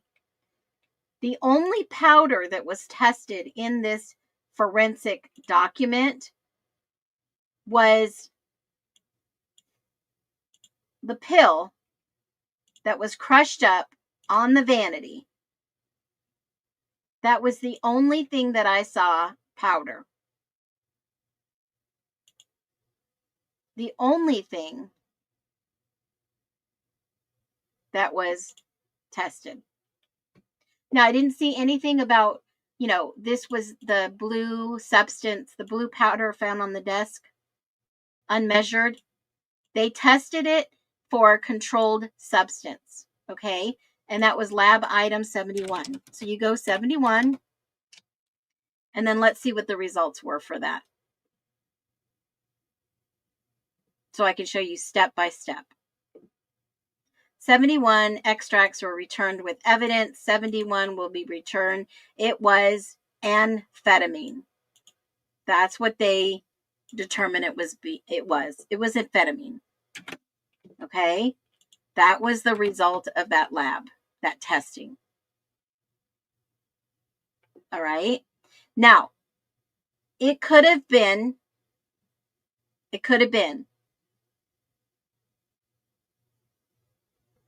prescription. And that's what I said. It could have been. Obviously, it could lead to serious health issues. If somebody was using it, it could cause heartbeat, excessive irregular heartbeat, paranoia, anxiety, mood disturbances, psychosis, overdose, or death.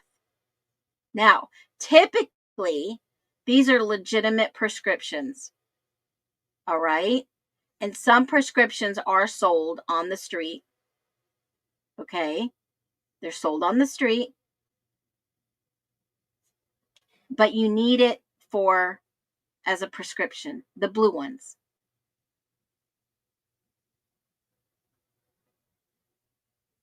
So if somebody was doing that, yeah, I use Adobe and I just buy it on a monthly basis. They have a really quick subscription. You can use it. You can edit. You can make your own. I convert documents all the time. So it's worth it if you need it. I got a prescription for 2 packs of cookies a day. Okay. Yeah, that would be Adderall, correct. It is a prescription. It is. And sometimes these pills, in fact, I'm going to be truthful, they're sold on the street. People can get addicted to these just like any other type of medication. And those were the extracts. The analysis contained, and they showed that the blue powder found on desk in bedroom 71. Let's just go back to item 71. There was a swab. There was the powder. And it was amphetamine C2. And that was ran on the 28th, 29th. And there you have it. So if somebody had a prescription and they crushed it up, I don't know anything about that. Why would someone crush up medication like that? That's a great question. I mean, I'm no expert in this area, but let's see why somebody would crush up Adderall.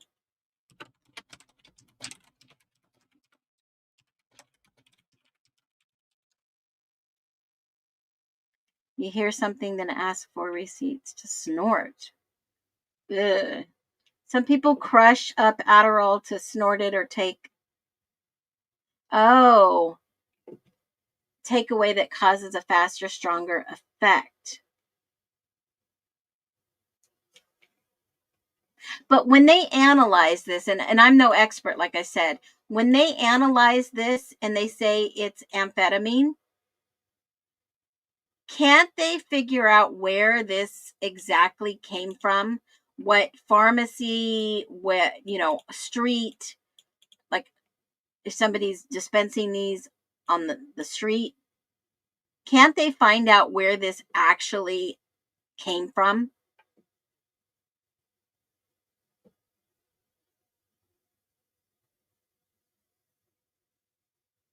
Faster effect. They should be able to track it down. Okay. If not, the feds should. That's what I thought.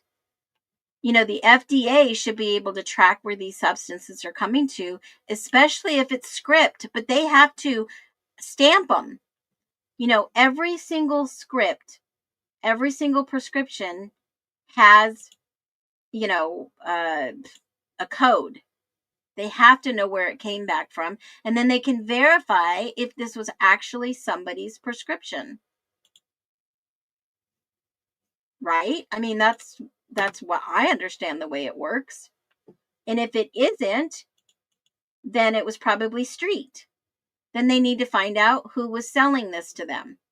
That's where my mind would go. If it was in fact not a prescription.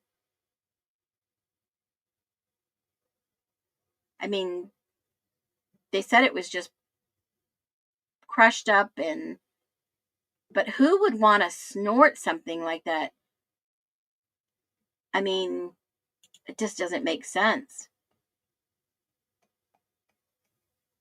And could that make somebody OD if it was street and tainted? I mean, that's just another thought. Yeah, the toxicology was relevant, was hogwash. So what if it was an actual OD? Because you don't see, blood on the table. You don't see a lot of blood, and you don't see Hunter have a lot of blood on him when checking the Xana and getting a pulse. So if this was an OD, why would they just not trace it back and figure out who sold it to him on the street, find the dealer, the supplier, whoever? And yeah, I mean, unless you have a bottle with a name on it or you find a pill intact, I would agree. But yeah, there's counterfeit pills.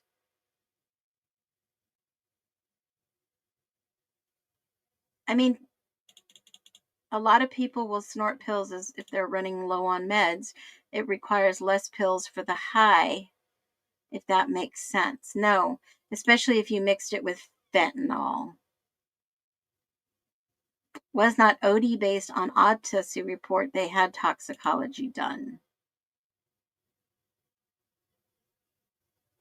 Could they have been fent pills that were being made? I don't know much. I don't know much about that either, but I'm just saying they did find blue substance out in the open and 2 bodies in that room. I'm just saying. And for Hunter not to have a ton of blood on his, and the rumor going around in the beginning was it was an OD, right? I mentioned that way back and didn't see DEA involved when it should had. Why were they stabbed, let alone 100 times between 4 of them? Well, where's all the blood? I mean, if they cleaned up, yeah. And they had an expert coming in saying that they were going to clean up. Who knows these days and how much fentanyl it takes just a small amount to OD. You still have to find an intact pill. That's what I'm saying. If there was no prescription around, I don't trust the autopsy reports. That rolled bill looks staged to me. Everything else, it kills fast because of an OD. Yeah, Rebecca. Amanda, I've never messed with that. I've used Annie and the Devil's Lettuce. Yeah, that's true. Think about the 3 Chiefs the fans that died out in the cold. I mean, that shit could have been serious. They could have had some laced stuff. When was the Betty Ball? That's a great question because I still would like to know when that was.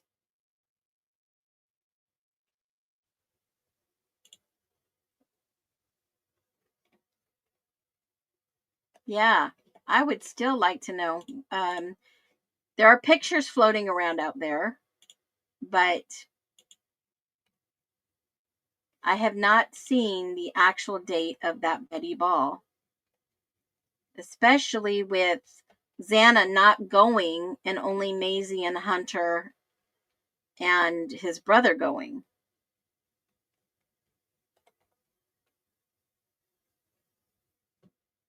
Huh.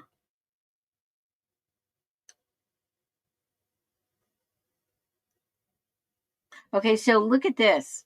Something was that the same weekend that you're thinking of? I do love my Chiefs. Yep.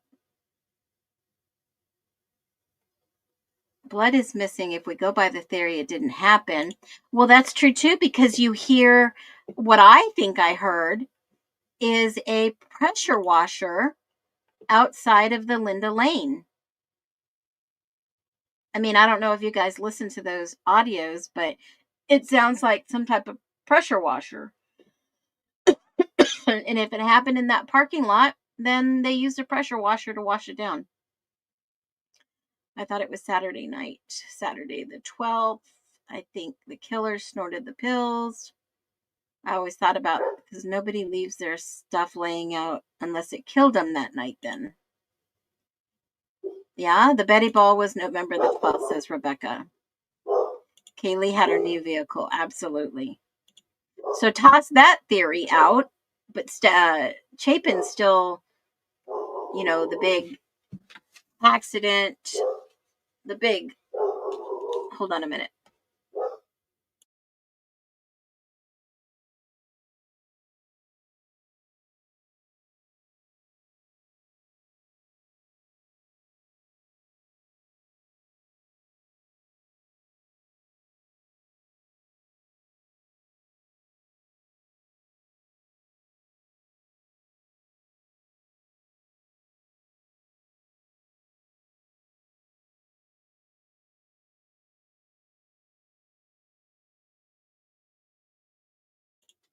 Okay. So, I mean, if you think about that, no, it's not Murphy.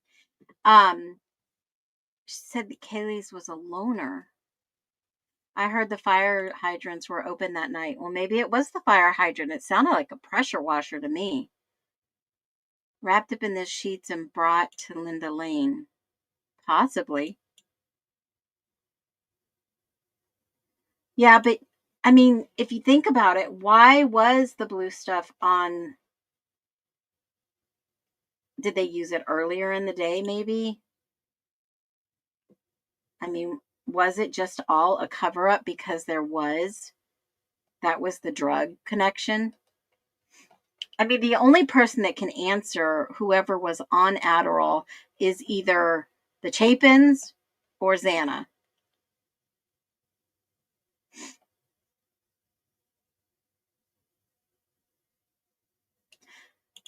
Caleb says, because that host is sus as Bethany Funk, I mean, Was he bullied by the 3 descendants?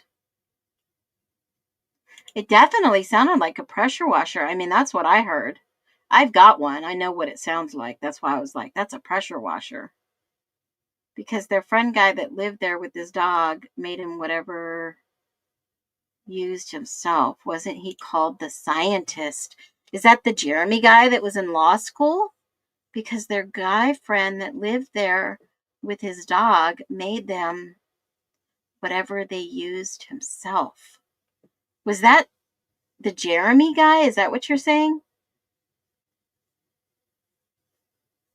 It was staged. You don't leave that laying around the table.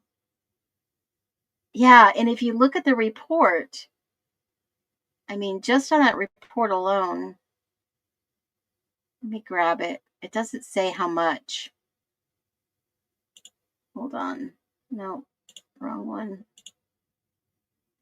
Toxicology, item 77. Let me see.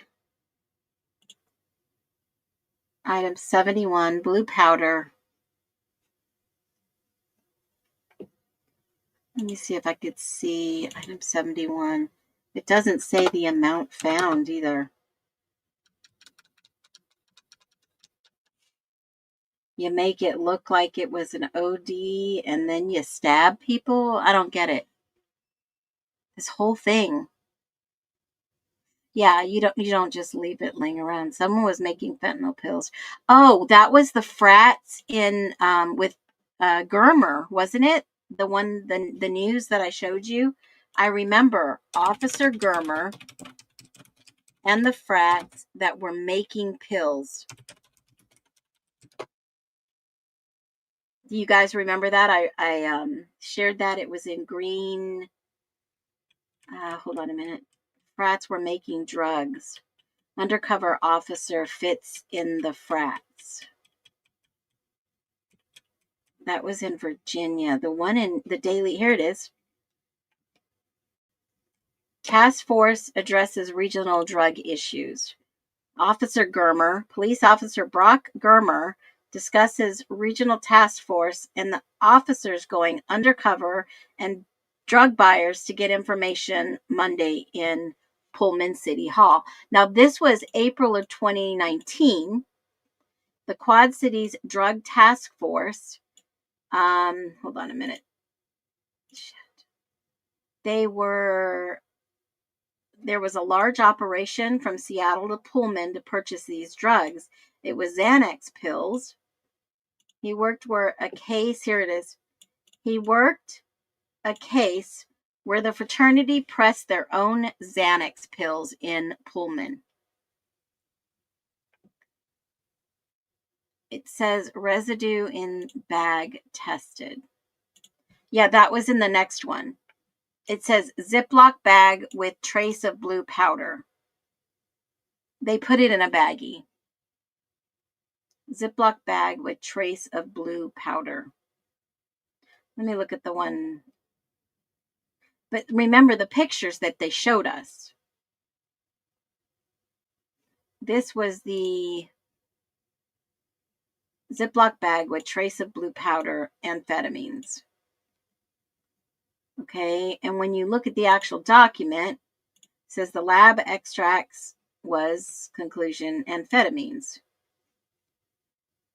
That was 71. Let me see the next one. 71, 71. That was it.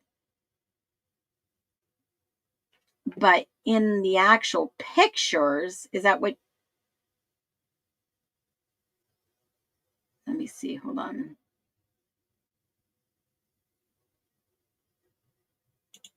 In the actual pictures, that was round 3. This was round. You know what? Let me go on the state's evidence. They didn't even put that in there. Item 71. So I'm cross-referencing 5 documents. There was nothing in the court recs. There's nothing in Lab item 71. Hold on. States wasn't even going to bring that in. Lab item 71. So I'm referencing that. I'm referencing the state's evidence list.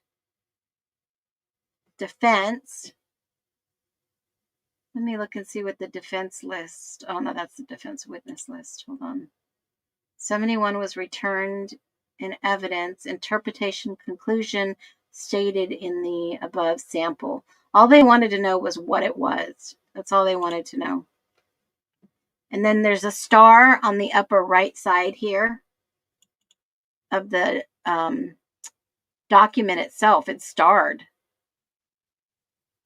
That was the controlled substance analysis notes right there.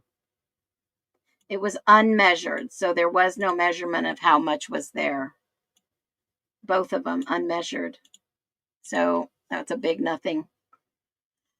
3 days later would slot the food digested, the bodies would still, and it would be consumed on the 13th. Oh, that's true too. Look at that. That's a good point, Dina. Remember, if they were all stabbed after they were already passed out, exactly.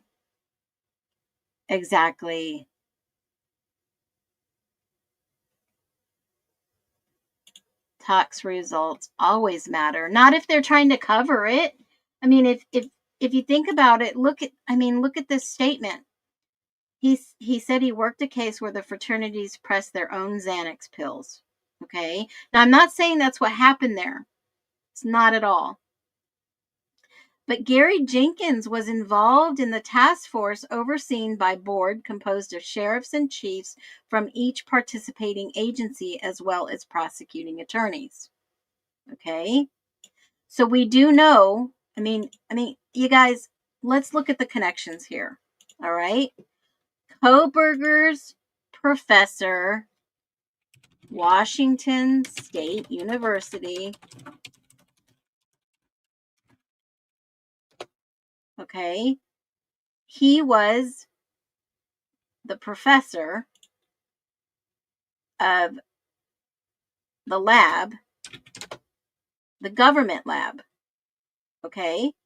So he was the former prosecutor. Now he's actually teaching. He was the chief there for the former prosecutor for 20 years. I can't remember exactly. Don't quote me.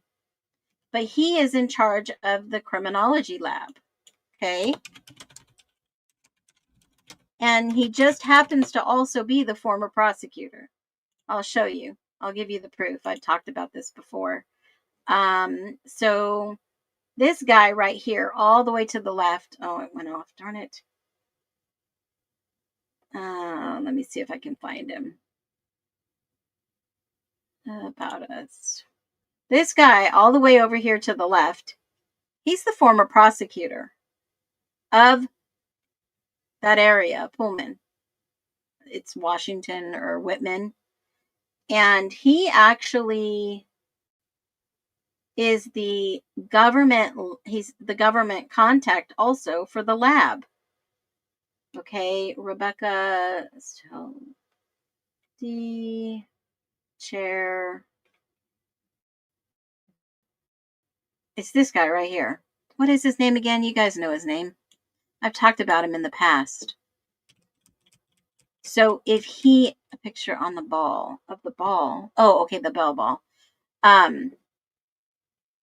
This guy, he was interviewed by the FBI, like crazy interview too. Where is this guy? CSI Lab, Washington. Here it is. Research team. Here we go. This guy. This guy is. I wonder if he's left. Hold on a minute. Yeah, he's not even up here anymore. Wow. Let me look at the lab. Let me see. CSI Lab, Criminal Justice, White Paper Research Team. Let me look at the home again. He had tons of publications too. Where is he at now?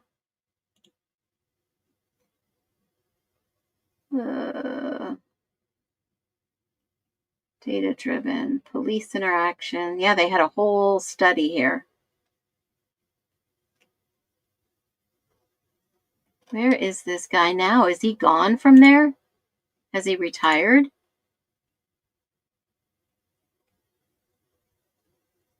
He's not even in the lab anymore. Let me see. Police footage analysis. Where is he? Is he missing now? Hold on a minute.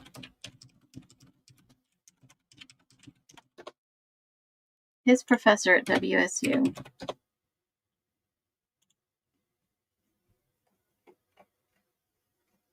Did this guy just vanish?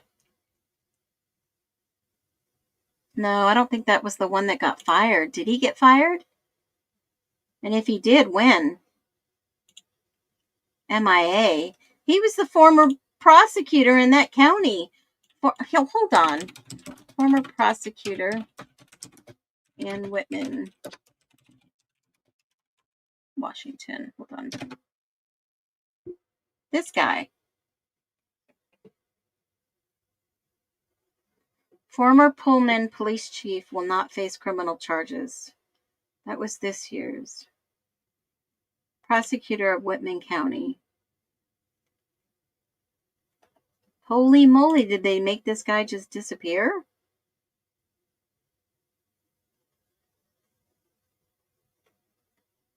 What? Whitman County prosecutor details prosecuting. Oh my God, where did he go? Oh, this is too freaky. He was the government lab guy. Hold on a minute. MIA, how could that be? Scott Green had to protect his... Oh, wow. Where did this guy go? Holy moly, you gotta be kidding me, guys. Where did this guy go?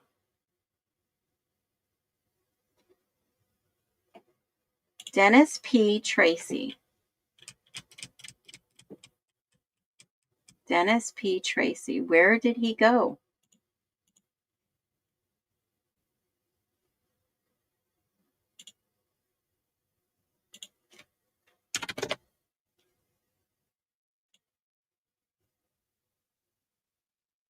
Has he just been scrubbed from the internet?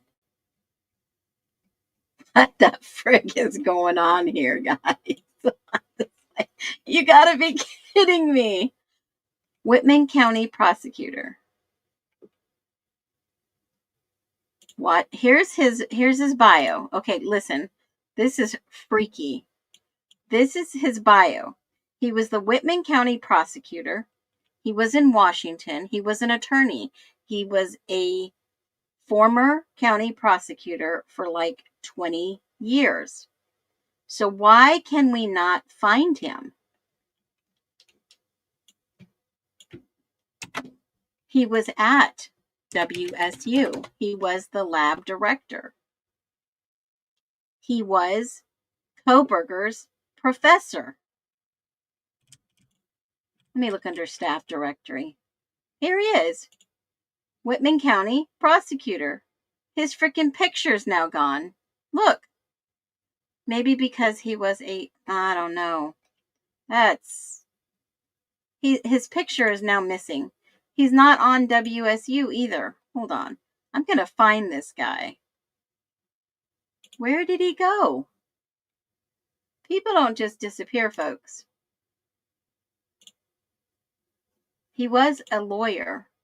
They had his picture plastered all over the place. I've got some old screenshots I'll have to dig up. But this is freaking crazy. You can't even find an image of him. Nowhere. What in the heck? I'm stunned. I don't even know what to say. What in the frick is going on? Have we been hoodwinked? You guys, this is not funny. People just disappear.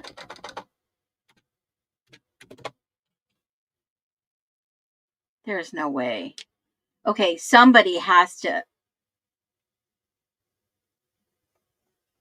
This has got to be a joke. Yeah, he had social media.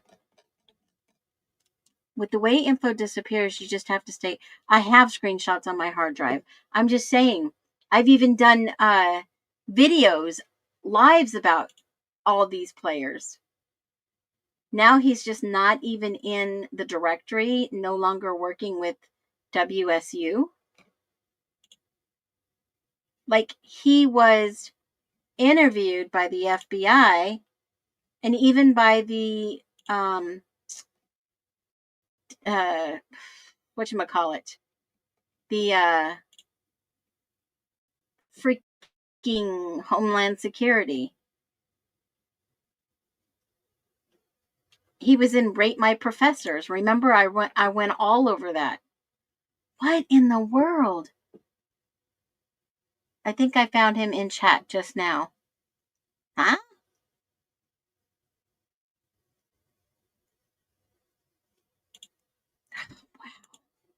This is just wild, guys. I've never been dumbfounded like this before. In the middle of...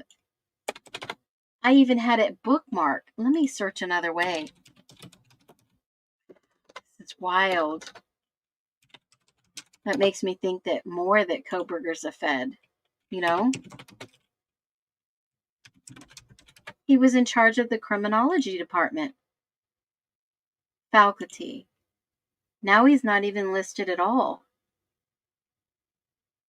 Oh, duh. Here he is. Shit, I thought I was losing my mind. Here he is. John Schneider. No, it's not Dennis. John Schneider. He is now he has listed him as community outreach specialist, teacher, associate professor.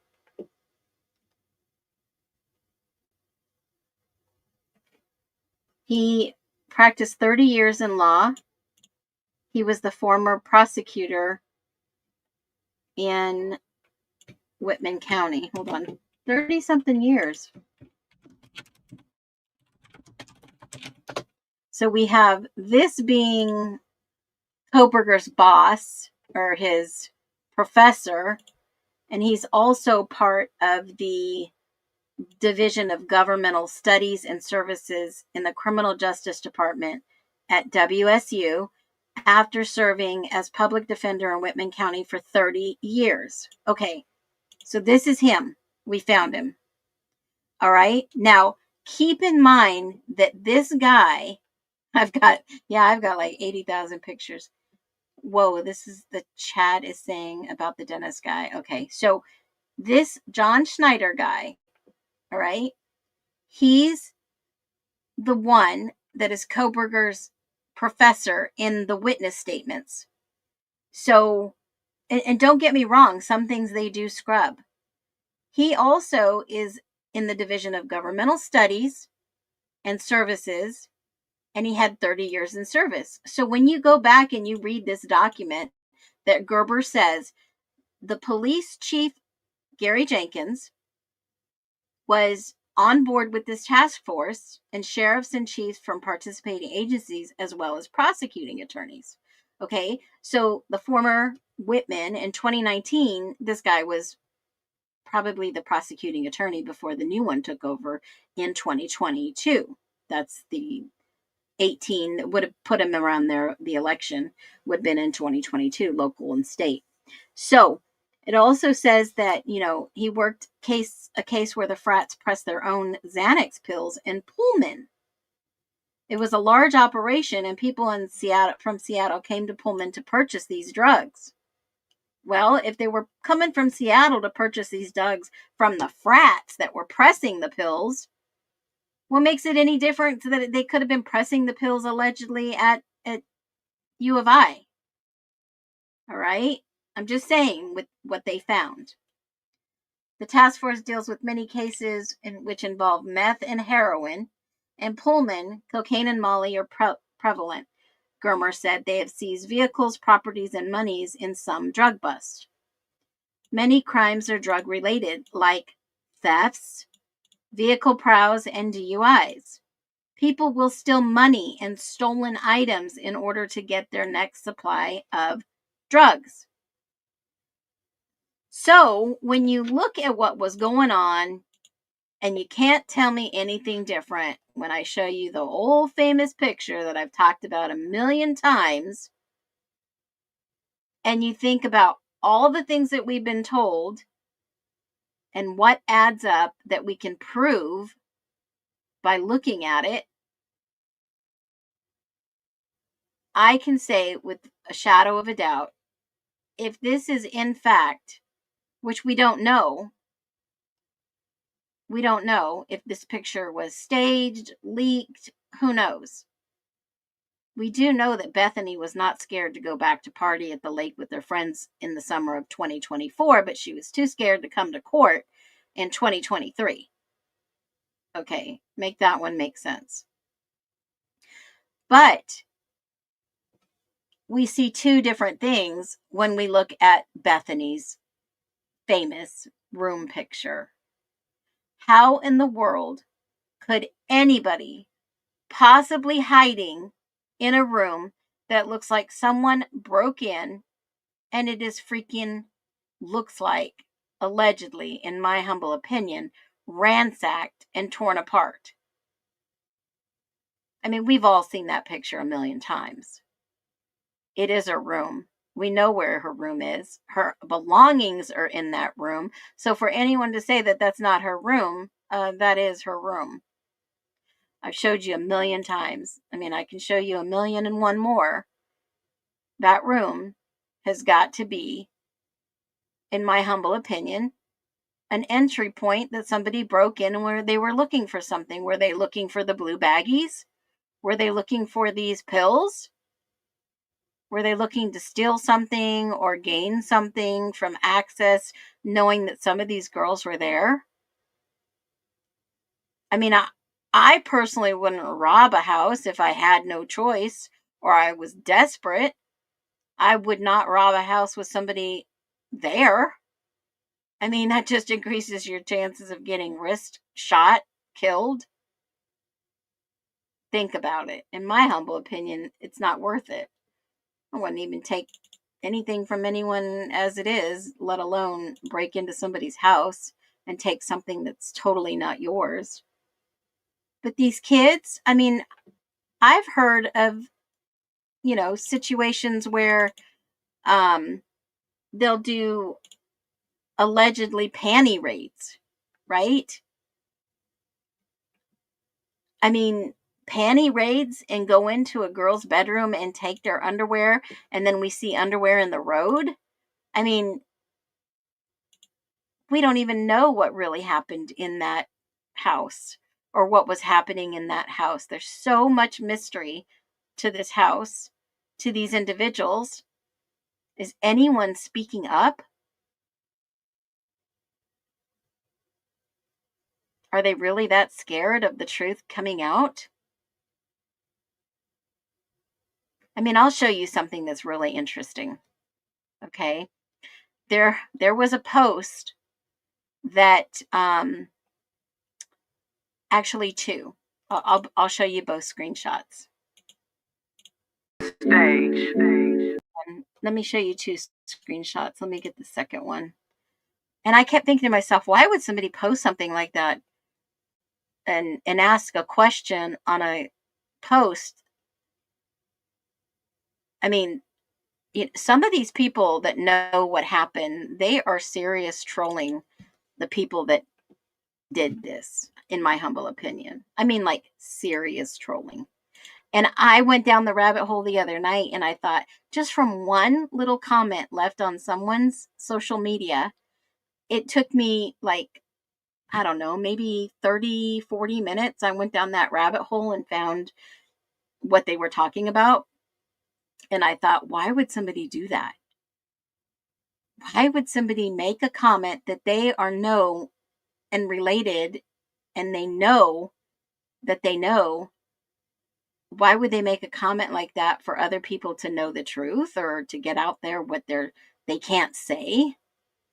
I mean, it's like cryptic, right? It's like you got to decode what they're saying and go try to find exactly what it is and then put two and two together. It's freaking wild.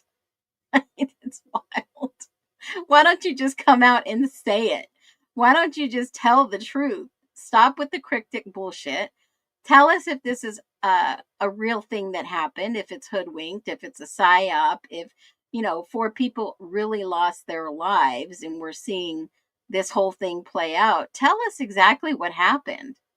And then a lot of people can put this to rest. They just want us to move on and forget about it. And the guy is in prison for the rest of his life for something he may or may not have done. I mean, just tell us already, right? I mean, the wheels of justice are slow, if you know, you know. But lying to the public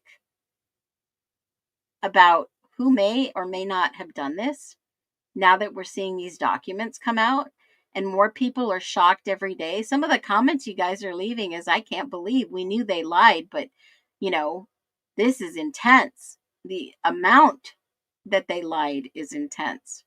Well, when you tell a lie, that lie is just going to compound and everybody has to lie. Because if one person doesn't tell you the lie or weren't in on the lie, then they're going to dig themselves just a horrible, horrible, worse hole. And they're going to look stupid because nobody is buying the lie, in my humble opinion. So hold on, let me get out of this and show you this picture real quick. And then I got to find the picture of Xana. Hold on. Someone says to Emily Allant,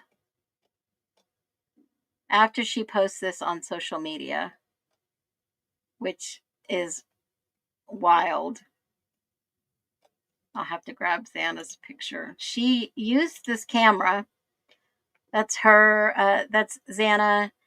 And I think that's Hunter. I mean, is that Xana and Ethan? I think so. Hold on. Let me remove my banner for a second. Let me see. And yeah, this is Xana. Xana posted a picture of her and Ethan. That's Xana's hand.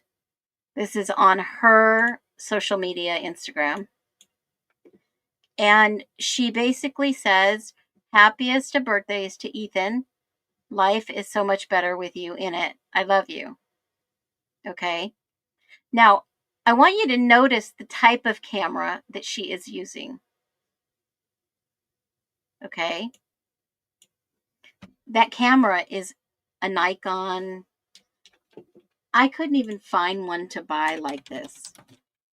A cream colored tan camera. And this isn't the first time that I noticed something like this. And I could sit here and I can pull them all out now that I'm starting to think about them. So this model is probably like a Life Touch 120, pretty old, nothing major, only because of the color and, all the little details about it. So I'm looking at this camera and then I see this post by Emily Allant with her and Hunter, and she's showing us the same camera. And somebody post up there, is this the same camera as the one E and X used to take a photo of them cuddling?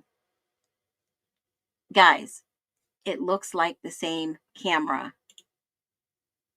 It looks like the same that Xana used. So why does Emily now have alleged Xana's camera, just like Dylan. Why did Dylan have allegedly Xana's shirt on? Do you guys remember that? It does look alike. Now, I'm not saying this is the exact camera. Someone has brought it to social media's attention. Is this the same camera as the one E and Xana used to take a photo of them cuddling? I don't know. Is it? It looks like it has the same amount of buttons. It has the same little diagram for the flash, the same top button, the same shape and curve on the top, on the side, exactly the same. Both say Nikon. I mean, is it the same camera? I don't know. But it seems wild. How would Emily Allant get Xana's camera from the house if it was Xana's? Or did Xana use Emily's camera and it's Emily's? I don't know. You guys decide on that one. But I will show you something else that I thought was very interesting. You know, and I know that girls share things back and forth. And I thought, you know, this was just one of those really odd things. But on the famous TikTok video that I have talked about for so long, okay, with Maddie, there is a certain video that she, and I'm sure I'll just show a picture of the video. I won't show you the video. Hold on one second. Let me grab it right here. Okay, let me screenshot it so I don't get dinged for this one. And let me put it in here. I'm going to show you this one. This is something else I've noticed too. Besides the Dylan shirt, right? There is a picture of, hold on.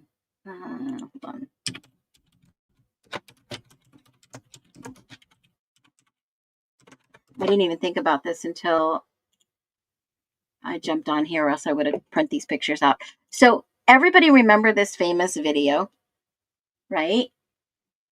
And see, and I don't know if it's the same.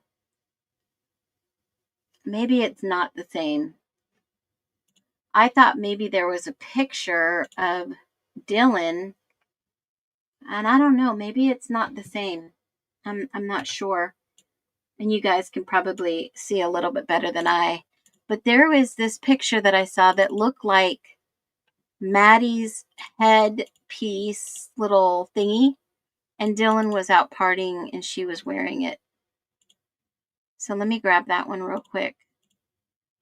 I could be wrong, but I thought maybe they were similar, looked alike. It's right here. So, I mean, that was another one. Whose closet?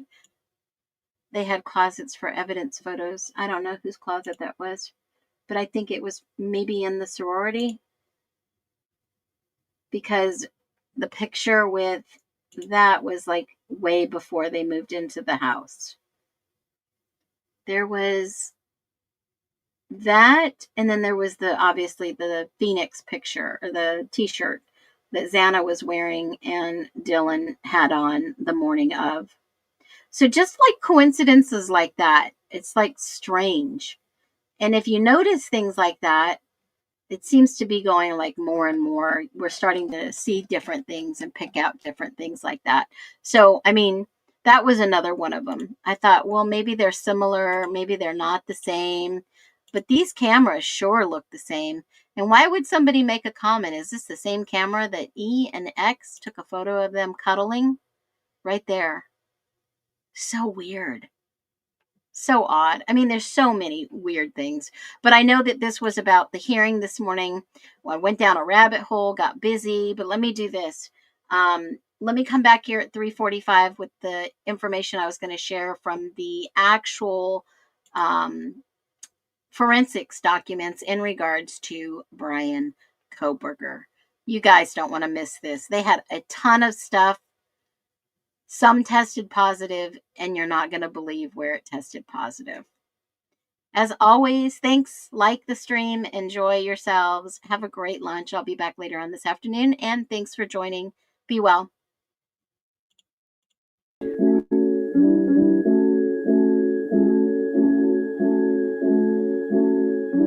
Phoenix rises in truth, setting us free from the lies that they feed. We reclaim our beliefs, thinking differently. We'll break every chain.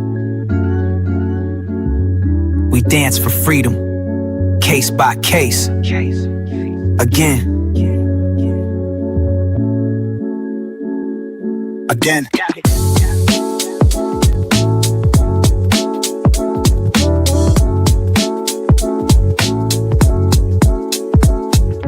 Rise up, speak out, watch the new world breathe.